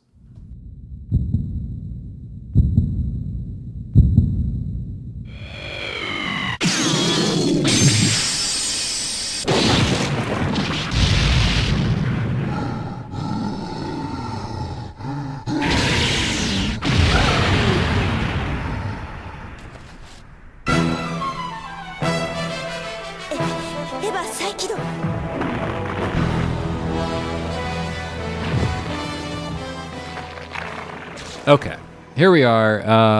All right, so we've dived in. We're it's on Netflix. We talked about the first 7 episodes and our impressions of that. Tom, here we are. We're talking about Neon Genesis Evangelion. My impressions, I think, as we continue this series, we talked about last week a little bit about how our first impressions on anime and mangas and this kind of movement in general. And the first episodes were very much set up, obviously, about, who are these characters? What's this world? We talked a lot about Pacific Rim and some of the influences of this, but now we're kind of in the meat and potatoes of the story. We're kind of in the middle of it, because this whole thing only runs 1 season long, so we're already like halfway through, practically, or almost more than halfway through. And my main takeaways, we talked about the plot last week, but I was really taken by the action of these last few episodes. I was really impressed by how they were edited, and there's moments where I kind of had to like mentally put myself in the context of when these episodes were airing. I was like, okay, so like I can have my own shitty, like cynical arms crossed perspective now, but compare this to 1995, and this is kind of the aim I've had. Shell and I often are watching Buffy the Vampire Slayer episodes, and there's obviously that kind of like post-serialization attitude that you can be like, these like monsters of the week or whatever episodes. But I have found watching this that while there is still that like basic week by week, like we got to fight a monster type thing, as we get deeper into the show, I have started to see a little bit more, some strong hints of the direction it's going, and I'm pretty excited by it. I think the action is very well done. I still think the story has been, I've seen the influences in many other places, so I don't know if the story is necessarily like the most original, like mind-blowing thing I've ever seen, but for me, what I've taken away has been like, wow, this really has been very well directed, very well thought through. And I was kind of looking at stuff like, when did this air? That was some of my questions, because I was really taken by how horny the last few episodes were. And just generally, I was like, man, when did this air in Japan? Like, when did Japanese children get to see this? So, like, those were some of my questions. I was really... Well, I don't think this was a show for children. It's like a PG-13 show. And so I checked, and it aired on Wednesdays at 6:30. Well, it's TVMA on Netflix. Yeah, there's I mean, like, I would say, like, nudity, but it's, like, under boob with no nipple. They're very, like, careful to not ever, like, illustrate a nipple, but they'll illustrate the entire boob, that type of thing. And I was like, the last stretch of episodes, I was like, man, this is really horny. And I was like, when is this like when was this on TV? Like I can see the dates, but I like went digging a little bit more. It aired at 6:30 p.m. on Wednesdays in Japan, one episode a week. It aired after the Ninja Turtles. So Wow. yeah, and that on top of the fact that like most of the characters are 14 according to the dialogue, I was like, man, this is a fucking horny show. That was some of my, I have other things to talk about, but that was my big takeaway from these last stretch of episodes. I was like, man, they're horny. Yeah, it's definitely a horny show. I was reading this series of essays, and they were talking about, because you and I'm bummed we mentioned Miyazaki. I'm mad that we forgot to, or that at least I forgot to bring up Satoshi Kon last week when talking about anime, because he was a brilliant anime filmmaker who unfortunately passed away way before his time, but he left a legacy of a handful of really great movies like Perfect Blue and Tokyo Godfathers. Yeah. So check him out, guys. Millennium Actress Paprika is amazing. Anyway, this is a very horny show, and I was reading a little bit about anime, especially the anime studios at this time in the 80s and 90s. And this essayist, who seems to know a lot more about anime than you or I, was basically saying, like, horniness in anime television at this time was the thing. Like, it was just everywhere. Especially kind of like sexist, really like indecent towards younger girls. Like that stereotype about, the seedier sides of Japanese culture you can kind of get sometimes, like the schoolgirl fetish and stuff like that. Like that was a really big part of anime television in general.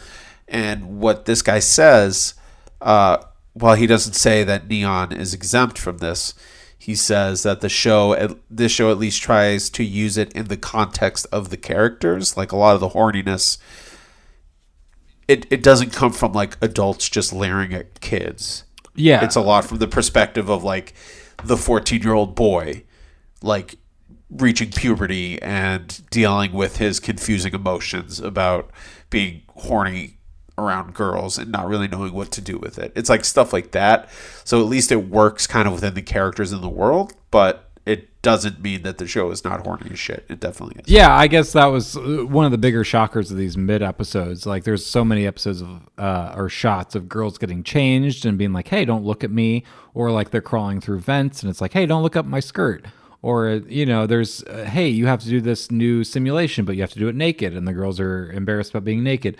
There's so much stuff about being naked, about being horny, and that was kind of like my, not the biggest takeaway, but that was like one of the first things I noticed. I was like, man, you really can't do this with American television. Like, this is not Saturday morning television, and that's really why I went digging. I was like, what time did this air? Like, this is not a 10 a.m. show. For kids. Like, I was, oh, hell no. Yeah, and that's sort of why I was like really curious. I was like, was this like a primetime show? What was this? And I guess it was, like I said, 6:30 p.m. at after the Ninja Turtles on Wednesdays for like 25 plus weeks. And it's an interesting cultural digression, but because 14-year-olds are horny. I was certainly horny at 14, but it was just like, oh man, like you're looking at these shows and like I said, you're seeing like young breasts and stuff. I was like, man, this is shocking. But yeah, it's definitely a bit of a culture shock. You mentioned that one episode where, so just to talk about the plot very briefly, at least where we are now. We talked about it last week, but these young kids are the only people who can control these Eva machines, which are these giant robots that are basically the last line of defense against these giant monster alien creatures called angels, who are attacking one at a time against Earth 15 years after what they're calling the second impact, which the world has been told, which they have been telling children was the result of a meteor that landed in Antarctica and basically created a nuclear holocaust, which led to nuclear war.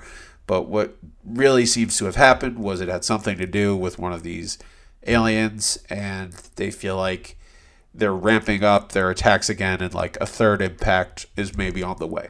So that's where we are now. The three teenagers are this boy Shinji and these two girls, Rei and Asuka. Yeah, Asuka. Asuka, Who's this like this very cocky redheaded girl from Germany, and all of the horniness seems to be Shinji not deciding who he's more attracted to, but having no idea how to handle it. And there's this one episode in particular where I thought the nudity was actually really interesting. It's what you talked about. So they're doing these new tests with the machines because for whatever reason, the reason why these three kids can pilot these giant Eva machines is because the Evas kind of react, or they like kind of link up organically with their human drivers, their human pilots. And for whatever reason, they respond to these younger kids. So these three are the pilots because no one else can be. Like it was almost like they're the chosen ones, right? So they're running these new tests, and they say that the three kids all have to be naked inside their machines while they run these new diagnostics and figure out these like meter readings and stuff, which are all, gibberish that we're not necessarily supposed to understand literally, but just understand in terms of like how competent and capable they are as pilots in these machines. And that started to create this angle that I actually really enjoyed of almost like this weird body horror, like David Cronenberg, Tetsuo the Iron Man type stuff of linking man and machinery, which is big in Japan pop culture as well as other parts of culture around the world, like specifically David Cronenberg and his fascination with body horror and stuff like Crash and The Brood. But you combine that plot with Rey's character, who's basically the first child, the first of these Eva pilots, this very muted, depressed girl who throughout the course of the show, we have not really come to understand her much at all, other than she keeps to herself. She's not social at all. She lives alone. She has a lot of loyalty to the main guy behind this nerve program, which runs the Eva machines. And whereas Shinji, the boy, has a lot of doubt and fears about being a pilot and worrying about dying doing it, she just seems like an object being used as a pilot. Like, yes, this is my purpose. I have no other purpose in life. But she doesn't seem to have memory. She doesn't seem to have personality. And the last couple episodes we watched for this chunk, 8 through 14, we're starting to get this sense. I know you wanted to talk about episode 14 in particular. We're starting to get this sense that something is fucking weird with Rey, right? Right, yeah. Is that your understanding too? So that episode where they have to get naked and work inside the machines, it kind of worked. It kind of like prepared me a little bit for what seems to be a blossoming plot angle with Rey. And like, is she even human? Is she like part machine? Like, what's going on with her? Because I like it when they kind of meld the man and the machine. And part of it that we're seeing in the show, another larger story angle that we've come to learn about what happened with the second impact. Shinji's father, the guy Rey is very loyal to, who's running Project Nerve, or as they say in the dub, Nerve. They don't call it Nerve, but they say Nerve. He is working with these like sinister government heads, this shadow organization, and they're working on something called, what is it? It's like the human instrumentality project. Yeah, that he has sounds been right. given. Yeah. He has been given a piece of this body, which he believes is the first man. He thinks it's like part of Adam. They call it Adam, yeah. And so something's going on where they have something in mind that we don't know about, but what we do know is that the angel's DNA is 99% matched with human DNA. So they don't even know if these alien attackers are alien or if they're from Earth. Like, are they the original humans from Earth and they're coming back to reclaim their planet? There's a point in one episode where I believe it was Shinji questions that, basically saying like why do we call them angels? Angels are supposed to be messengers of God. Why are we fighting them? Is there maybe we're the bad guys basically and we're harming them from like their rightful place here? So there are all these weird hints of like something really crazy and weird that is going to happen, but we haven't reached that point yet. But it's all very interesting for me, and the monster of the week kind of plotline to keep each episode moving like you said, the action is really great. And that's enough to sustain me episode to episode as we're dropping hints. I think also just knowing that it's going to end after 26 episodes. Yeah, that is really helping to keep me super engaged, because I know like we only got a dozen left and everybody loves this show. And I'm very intrigued. I like what I've seen so far, and all the hints that they're dropping has intrigued me. So I'm just going to trust that it's going to lead me somewhere great, because I know time's running out and everybody loves it. Yeah, I mean, to be completely honest, I'm not like A+, this is a masterpiece. I'm just like, yeah, this is very interesting and good, and I don't know that I've jumped over the moon. For me, I'm kind of like, I feel like I'm analyzing it more than I'm enjoying it in a way. Like, but I did find myself a bit more immersed in these recent episodes than I did at least in the first 7.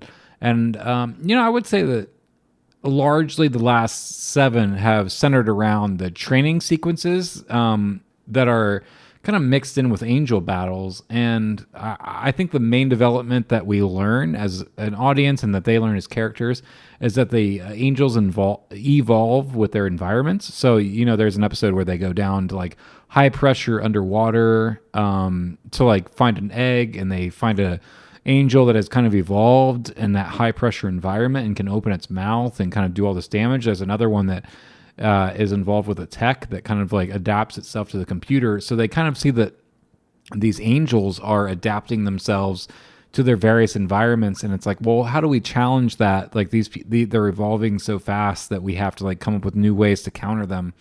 And for me, I thought that was pretty interesting. On top of the fact that episode 14 is the reason that was the most interesting to me, even though the first half of it I think really struck me, because the first half was entirely just summarizing what had happened already. Like, it was just like, yeah, let's just show you all the different, battles and remind you of what has happened so far.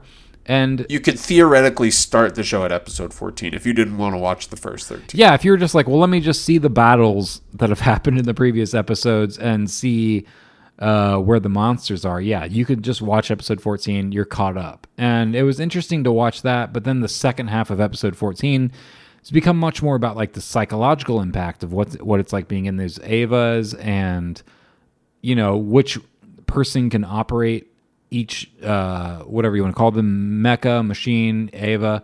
Watching that stuff was pretty interesting. And there was some visual stuff that you're just like, oh yeah, like when I compare this to fucking, I don't know, X-Men on Fox, or Gargoyles, or whatever else was on Fox in 1995 when we were watching that, I'm like, oh yeah, this is clearly so much more mature, clearly in terms of like going into darker material. I think that's what I've tried to keep in mind while I was watching these new episodes. Like, oh yeah, like trying to remind myself of what cartoons I was watching in 1995 and think about this coming out at that time more than this show compared to what other shows have followed it. Because I think, if you're looking at it now, you're like, yeah, I've seen a lot of things like this so far. I've seen a number of giant robots fighting monsters in cities. I don't know that part of the show is necessarily the most original. And if you're into that kind of thing, I think you'll enjoy the show. But otherwise, I do think that there is other elements of the show that I've been able to grasp onto. Some of them being the more psychological, visual aspects of the show, especially as an animation fan. I'm watching the kind of different ways they've been animated scenes that you would never see in an American animation. And yeah, totally. Yeah, so like you'll see like some of the rooms that are just like, you'll see 4 people that are like weirdly lit by a room, and that's like half the scene. And you're like, oh yeah, I'm just looking at the still image and listening to dialogue, but the still image is so powerful that, that's okay. Whereas American cartoons, you'd never see that. And so those are the kind of things I've held on to, I think, in this middle run of episodes, was both kind of seeing the way the angels themselves have evolved and the kind of horniness of it, and just seeing how distinct the show is from American shows. That's the stuff that I think has stood out to me more than maybe just being like, this is the greatest show ever. I don't know that I've had that reaction, but I've definitely been fascinated by it. Well, yeah, I hope you're not going into this hoping that, or expecting it to be the greatest show ever. I really wanted to watch. A lot of people Cowboy consider it the Bebop. greatest. Well, I know a lot of people consider it the greatest anime show ever. Yeah. But greatest show ever. I don't know how anime fans rate this versus just shows in general. You said that episode 14, it starts to get a little more psychological and deal with like the trauma of it, and that's something that I think I've been holding on to throughout the entire run of the show so far. I think it deals with especially with Shinji, the boy, who's the main character. It deals with him basically suffering from PTSD. The entire show so far, like I mentioned last week, I think it was episode 4, which is him just basically running away, instead of being like the chosen one who was born to fight and rises to the call. After his first major battle, he's severely wounded. He almost dies, and he's like horrified from it. And he just spends a whole episode on a train running away, but he realizes he really has nowhere to go. The show slowly develops the relationships with his caretaker, Misato, the woman that he lives with, where they've started to form a much stronger bond as we've gone deeper into the shows, to the point where she's basically like an older sister for him. There's even one point where, he's kind of frustrated with her. All of his school friends are so in love with her. She's this older, hot, like 20-something probably. And they keep talking about how great she is. And he's so annoyed, like, you have no idea. She's such a slob. She's so gross at home. She drinks beer in the morning. She leaves her bra and panties out everywhere. And they finally, like, try to get it through his head. They're like, dude, you're getting to see the real woman, like not just this hot piece of ass that we're fawning over, but you're actually seeing her for who she is. And she wouldn't show you that unless she cared about you, and like was okay with you seeing that. And this kind of strikes Shinji is like, oh, maybe I have like a big sister finally. And it's this really sweet moment where once he kind of has that hammered into his head by his friends, their relationship really takes off, and there's a lot more trust there, and a lot of scenes of them just kind of having one-on-one conversations and dealing with their emotions. Like later on in the show, one of the more recent episodes we watched, Misato gets promoted to general ranking. She gets an extra star on her chest, and Shinji is talking to her about it, and you can tell she's not like super pumped. Yeah, and you're kind of wondering why, because she's so militarily oriented. Like her whole mission is this mission of working for Nerve and fighting the angels. And then you finally see, for the first time, we finally get to go back 15 years and see a little bit of the Second Impact, this big momentous occasion in our history that's wiped out half the human race. And we see Misato as this little girl, and it's this awesome opening of one of the episodes. It's like episode 11 or 12. Yeah, I thought it was great. Where we start on the moon and we're looking down at Earth and all is quiet. And then suddenly, like, just a light switches on. That had to be a 2001 reference, right? That was my thought. Oh, it reminded me exactly like 2001, yeah. And then suddenly we cut down to Earth, and suddenly all, like, everything is dark and brown and everything's on fire. And Misato's this little girl, and she gets put into a capsule by this guy who's like, his hands are melting, and you realize it's her dad. And she's this little girl who has no awareness of what's going on, but the apocalypse is happening. Like, that's what's happening. And the dad knows he's about to die, and he just tries to save her, puts her in this capsule, sends her down a river or something, and then he just, like, lays down and dies. And she wakes up later. She survived this Holocaust. And that clues you into her. She's not that happy about the promotion because she hasn't finished her mission. She just wants to kill all these fucking angels who took her dad away from her and ruined her life, So it's like these little, they're really good at the visual storytelling of it, of really trusting the viewer to understand what's going on with all of these characters without having to explain everything through dialogue. And I really like that the show trusts us to follow along because it's a pretty complex show. I mean,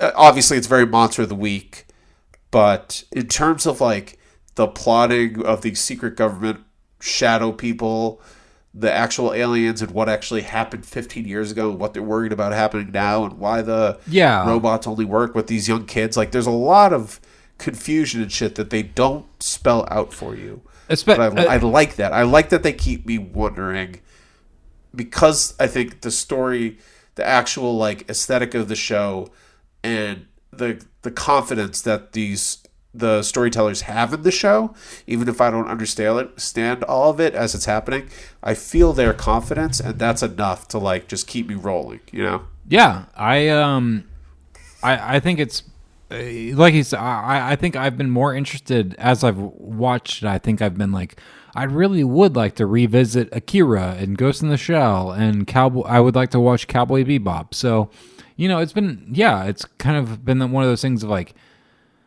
man, this is a whole world that I don't know. This whole like subculture, within pop culture that and as someone who feels like I have a good handle on most aspects of pop culture, or at least have an idea of what's going on, it's really encouraged me to kind of been like, yeah. I used to think like anime is not for me, but I've been watching this and seeing some of the intelligence and some of the design, and I can, I'm smart enough to know where they're cutting corners, but I'm also smart enough to know like where they're being creative about how they cut those corners and how they're using that to their advantage.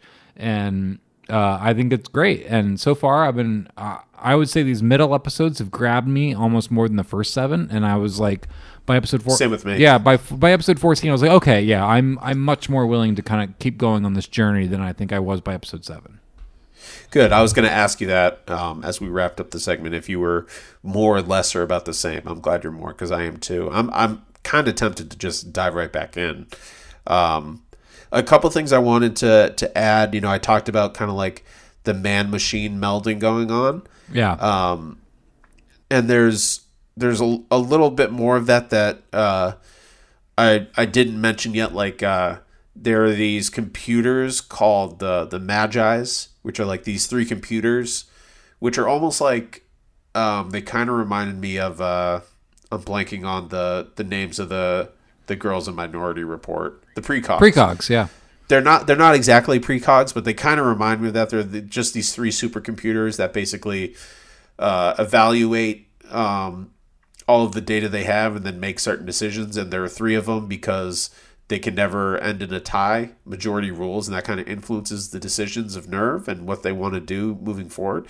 So they've put like all their trust in this technology, this machinery, but we come to find out that these machines were built by this brilliant scientist, this woman, and 3 different aspects of her personality were put into each of these supercomputers, each of these Magi's, or Magi's, I think they pronounce it, because there's one episode where it's one of my favorite episodes actually in terms of a Monster of the Week, where one of the angels is actually like it's like subatomic, and they this one angel monster works as a virus and infiltrates one of the Magi computers and takes it over. And then it's working towards the second one to try to get a majority decision to get the Magi's to self-destruct and basically ruin all of Nerve HQ. And so they're able to pause it for a second, and this scientist who works there, I forget her name, but she's like Misatu's biggest female friend, that blonde lady. You know who I'm talking about, right? Yes. Sorry, yeah. I was on mute. Yes, I do know. No problem. Okay, yeah. So she pauses the virus, and they like have 2 hours to figure out how they're going to defeat this thing. And she opens up the one Magi who hasn't been infected yet by the virus, and you see that there's an actual brain in there. So it's again this melding of machinery and humanity, and you come to find out that each machine carries a part of her mother's personality, who was part scientist, part mom, and part woman. So there's like aspects of each computer that is lovely and warm and comforting, another aspect that's just brilliant and completely calculating, and another aspect that is maybe very demanding and irrational and confident, brash. So it's like, it's again this meld of machinery and humanity, which isn't necessarily dictating the story, but it's just working as all these extra layers of headiness to kind of deal with on a philosophical level that I'm really enjoying. The other aspect that I'm really enjoying is, I don't know if you've noticed a lot of like the religious imagery that's going on in this show, but there's a lot of there's been a lot of. I've noticed the crucifixes. I've noticed a lot of that. Yeah, like obviously Misato has the crucifix necklace, which seems to be like her prized possession. The first angel who dies, who gets killed, the first one that Shinji defeats, explodes in this massive light, and the light creates an exact replica of a crucifix, even like the exact angle of where the cross bar on the crucifix would be. And then there are a lot of questions throughout the episode about trusting your faith in something versus the science of it. Like this faith versus science reasoning is a constant battle that's going on between a lot of the characters. Like Masato, the one who carries the crucifix necklace. There's another episode where this other governmental agency has created an Ava type machine that could basically run on autopilot. It doesn't need the human counterpart. And Masato goes to this conference to speak out against it and saying, you need the humans in there as a failsafe, as a backup, because you cannot trust the machine on its own. It could go berserk. Something bad could happen. They dismiss her in a very sexist way, but in a very self-aware sexist way of dismissing this woman. Of course, the machine goes wrong, and she's left to fix the problem and, you know, stop it from self-destructing and basically blowing up a city block or something like that. So there's a lot of these, this wrestling with faith and, you know, even the Judeo-Christian imagery of calling these enemies angels, but are they really enemies? And what does that mean? Like, who's actually good and who's bad in this world? So there's a lot of this like philosophical playfulness in the show that I really enjoy. Yeah, I do too.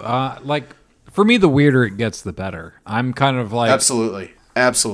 Yeah, like, you know, as much as I enjoy, like I said, the action is actually very well edited. I was surprised. I was kind of looking at it again, trying to keep that 1995 aesthetic in and be like, okay, what did I expect of cartoons in 1995? And in that respect, the film is, or the show is way ahead of its time. It was very engaging.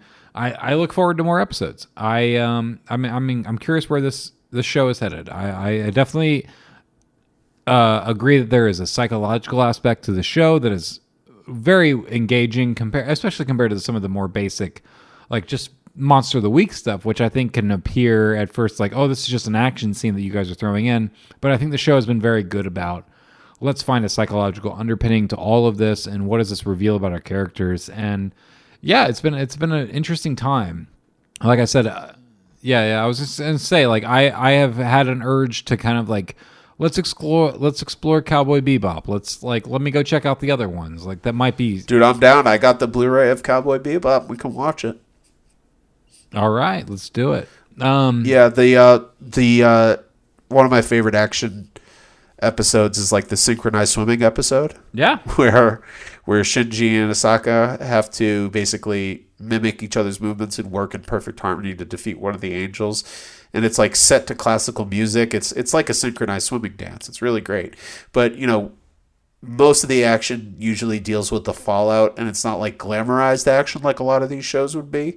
You know, a lot of it deals with like the ugliness of the violence and like the sacrifice that these kids have to deal with. Because the one constant of these three kids, pilots, they are all dealing with major trauma. None of them have parents except for Shinji, who has this dad who basically hates him and is using him as a pawn. We don't really know what Asaka's deal is, but we know that her parents aren't in the picture. Rei, we know her parents are dead. Yeah. They're all dealing with these horrible childhoods, and the violence really affects them all in very different ways, where Rei has become this closed-in robot, and Shinji is this guy who's very openly struggling with it. And Asaka, I keep forgetting her name, sorry. Asuka. Yeah. Is very like brash and confident, but you come to find out after a couple episodes that a lot of that, you know, is just it's being used for comic it's effect of this. Yeah. But it's also an act. She's very troubled underneath. Yeah, it's clearly like every time she's like, "Hey, I'm the best," and then someone's like, "You're not the best." She's like, "What are you? Oh my god!" You know, it's clearly an insecure thing of her trying to, you know, there's basically three main characters. There's the super arrogant, high on her pedestal one. There's the quiet, you know, she doesn't say a word, but she's quietly a badass. And then there's the main guy who is just basically like, I'm just going to quietly go about my day and get this job done, and he's going to eventually be the hero. So you have those three kind of personality types conflicting with each other at all times. Because one of my a couple of my favorite moments with Asuka, really, really quickly. Someone pointed this out to me. I didn't pick it up right away, but she has to move in on that synchronized swimming episode. She has to move in with Shinji and Masato, who's the older woman who kind of is like their caretaker. And you see in one moment, she's put on one of Masato's shirts, and it's like clearly too big for her and hangs loosely. but she just decides to wear it for like the rest of the day. And then you see them later in a hot springs and they're hanging out, and she asks Misato, like, so I guess you know about my background, huh? And that's when you kind of realize there's this trauma that hasn't really been spoken of yet with Asuka's character.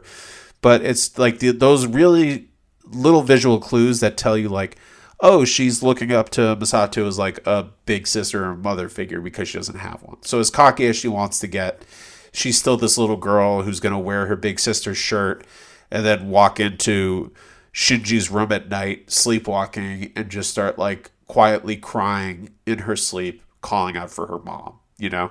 Like these really great little moments about her that really evolve the character. Obviously, she's very funny. I know she's apparently a fan favorite because of her personality, but they make sure to add those little details in there to give them a lot more depth and make it a lot more interesting. All right. Well, we're going to keep watching the next few episodes. We're going to finish this show, and we're going to, I guess we'll check in on each other next week and see what we think of episodes, 15 through 22? Is that what we're doing? Or are we doing all? I think 15 through 21. And then after that, we will have 22 through 26. We'll end the show.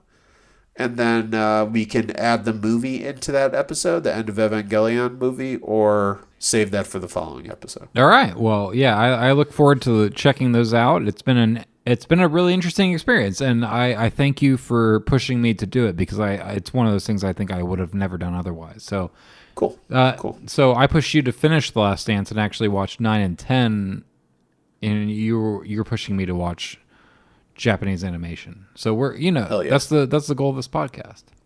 Yeah, broaden our horizons. All right. It's it's that time of the show, I think, where we should wrap things up. We're going over we're well over 2 hours at this point. Yeah. And let's wrap things up. Is there anything you would like to recommend to the listeners? Would you like to tell them, hey, check this out, go take a peek? What is it? What's going on with you these days? No, that's basically what I've been focused on, but I'll pass this segment over to you because I know you didn't mention it yet. Lynn Shelton passed away. Yeah, Lynn Shelton passed away, and she is a independent filmmaker. And for those of you in the podcast realm, WTF by Mark Maron is one of the, what do you want to say, flagship podcast of podcasts? Yeah, it's for sure. If you're into podcasts, you probably know about WTF. It's one of those original podcasts that sort of helped define the genre or whatever it is, the place that we're in. And Mark Maron, who has been a comedian, a stand-up comedian, and a actor and producer and writer and everything else, he did an episode recently about his partner, Lynn Shelton, who died this week. And Lynn Shelton was an amazing, thoroughly independent voice who created,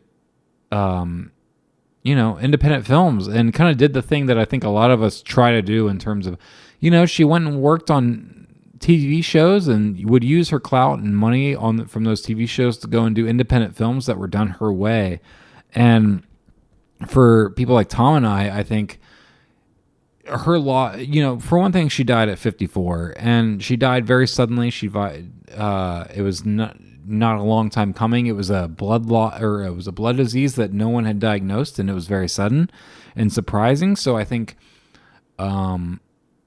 it really took the wind out of a lot of us, and especially for me personally, only because, as Tom knows, I tend to watch directors week to week. I tend to choose a director every week or two and try and dive hardcore into their films. And I had happened to have chosen Lynn Shelton's filmography for a number of reasons. Hump Day was the big reason. It was because I'm writing a romantic comedy that deals a lot with sexual awkwardness, and that was one of the big titles when we were coming of age that I remembered, and I was like, I really want to revisit that. And there's any number of there's like 5 titles by her that I don't think I've seen, and I've seen some of her major ones. So I was like, okay, over this next week, I'm gonna revisit all of her titles because they're really quick, like 80-minute quick watches. And I was like, sure, that'll be an easy thing to get through, and that sounds like a easy way to get through my week. So I had literally spent the entire week reading Lynn Shelton interviews and thinking about Lynn Shelton and watching her entire filmography. So when she died the next day,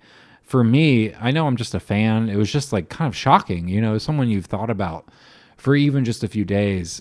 Yeah, for sure. Yeah, it was one of those, wow, like I, was very surprised by it. I was shocked. And it was one of those things I felt deeply about it than I think I would have otherwise, only because I had just revisited her entire filmography. I had literally just been thinking about her and thinking about her. Yeah, you had been texting me for 10 days straight, basically a new movie or something about her. I mean, she was very prolific still. Like Little Fires Everywhere is that miniseries on Hulu that she directed, several of those episodes. She was still very, very active.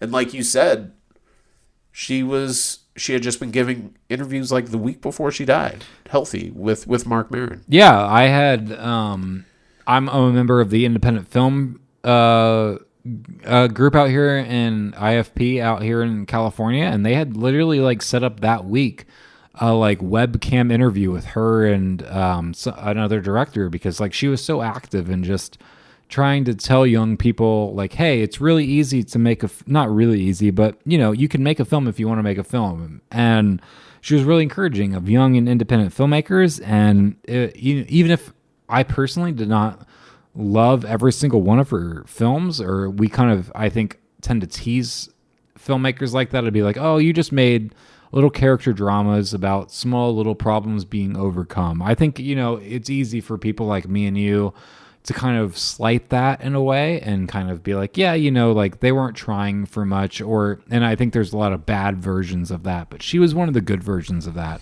Yeah, for sure. And so I think seeing someone like her go was really hard, and especially because it was so surprising, especially as a fan of Mark Maron. They were a couple, and they were being very creatively communicative with each other. And I think it was also this kind of like, wow, I feel terrible for Mark.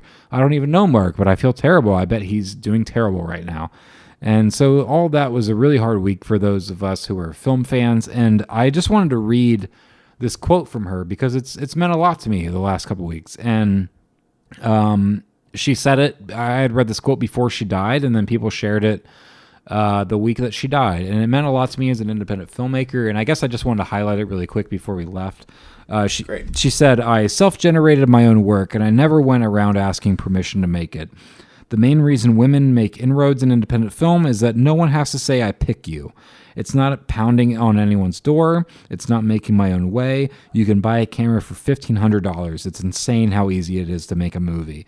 You can make mistakes and throw it under the rug and keep going. You're not dependent on other people allowing you to do it. And I think that's it's so important. It's so hard to make a movie, but yeah, if it matters to you, you will raise the funds, you will go make it. And go look at films like hers. They're instruction manuals on how to make small personal stories. And R.I.P. Rest in peace. She's an incredible voice. I'm very sorry that we lost her this early. It's one of those things of you take her for granted and then she's gone and you realize like what a loss you had. Absolutely. Well said. All right. And on that note, also, I wanted to say R.I.P. really quick to Fred Willard. Yes. Just a comedic genius. Anyone who doesn't know his face or know his name, I guarantee if you look him up, you're like, oh, that guy who cracked me up that one time. He's in a fucking million movies. He's incredible. R.I.P. It happens every year. There's always deaths, and it's a chance for people like us to reckon with who are these people that are contributing to our lives, who have made us laugh, who have made us think, who have made us feel things. And, let's show respect when it's due. And I just wanted to take a moment to show respect to these two. Absolutely. And I will jump on that, going back to The Last Dance. Phil, you'll remember him as the coach of the Utah Jazz when they only scored 54 points in that one finals game. And he's at the podium saying, is that really the final score? Do you remember that moment? Yeah, I do. I do, actually. At the end of The Last Dance? That guy, Jerry Sloan, just passed away. Great coach of the Utah Jazz for many, many years, 25, 27 years, something like that. But he truly seemed like one of the good guys in basketball. He was a mainstay basically my entire life as a basketball fan. And he just passed away this week as well. So rest in peace, Jerry Sloan.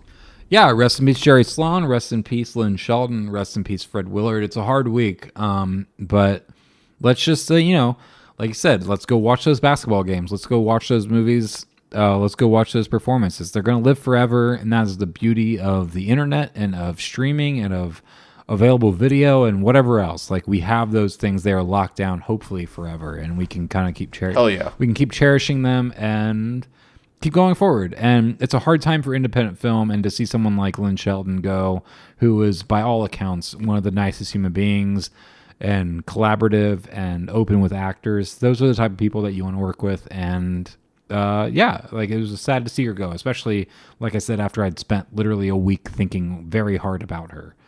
So that was kind of, I really want to recommend. Just go watch any of her films. Her first film is available on Prime. I downloaded several of her films from Prime. I watched Hump Day. I'm trying to think of where I kind of had to spread it out. But basically, people can find it. Yeah, her films are available. Please pay the $4. We talked earlier in this episode about, like, just be willing to pay $3 or $4 to watch these films. Just because it's not on Netflix doesn't mean you can't watch it for a very cheap price. And, support people like that. Support independent filmmakers. Support women filmmakers. Yeah, go watch Hump Day. Hump Day's a good movie. Yeah, Hump Day's a good movie. All of her movies are worthwhile, and even if they're, like, small, you might be like, oh, that's a sweet little movie, but go watch it. Go support these people. It's worth it. Agreed. All right. You have anything else to add? I think we talked a lot. No, for God's sakes, we're done. We're done. All right. All right. Let's wrap it up. I will wrap. All right. That is this week. The only thing I will add is that Carly Rae Jepsen released an album this week, and I'm very excited. That is important. I'm glad you brought that important. up. Dedicated Side B, everybody. Check it out. Dedicated Side B. That's all I'll add. Maybe I'll talk more about it next week. But that is the show. I'm down. I'm listening to it as well. But let's talk about it next all week right. because I think it's worth discussing. Yeah. All right. That's the show this week. Make sure you subscribe, rate, and review the show on iTunes, and leave your reviews on YouTube. Every one of those helps us out incredibly. Thank you, Zach Pitts, for the theme music. Thank you, everyone. Leave your comments. Let us know what you think. Check us out on YouTube. Tom, you can find him at BendyTomBendy at Instagram. You can find me at Phil_Wiedenheft on Twitter. Look for us there. Tom, I'll see you next week, buddy.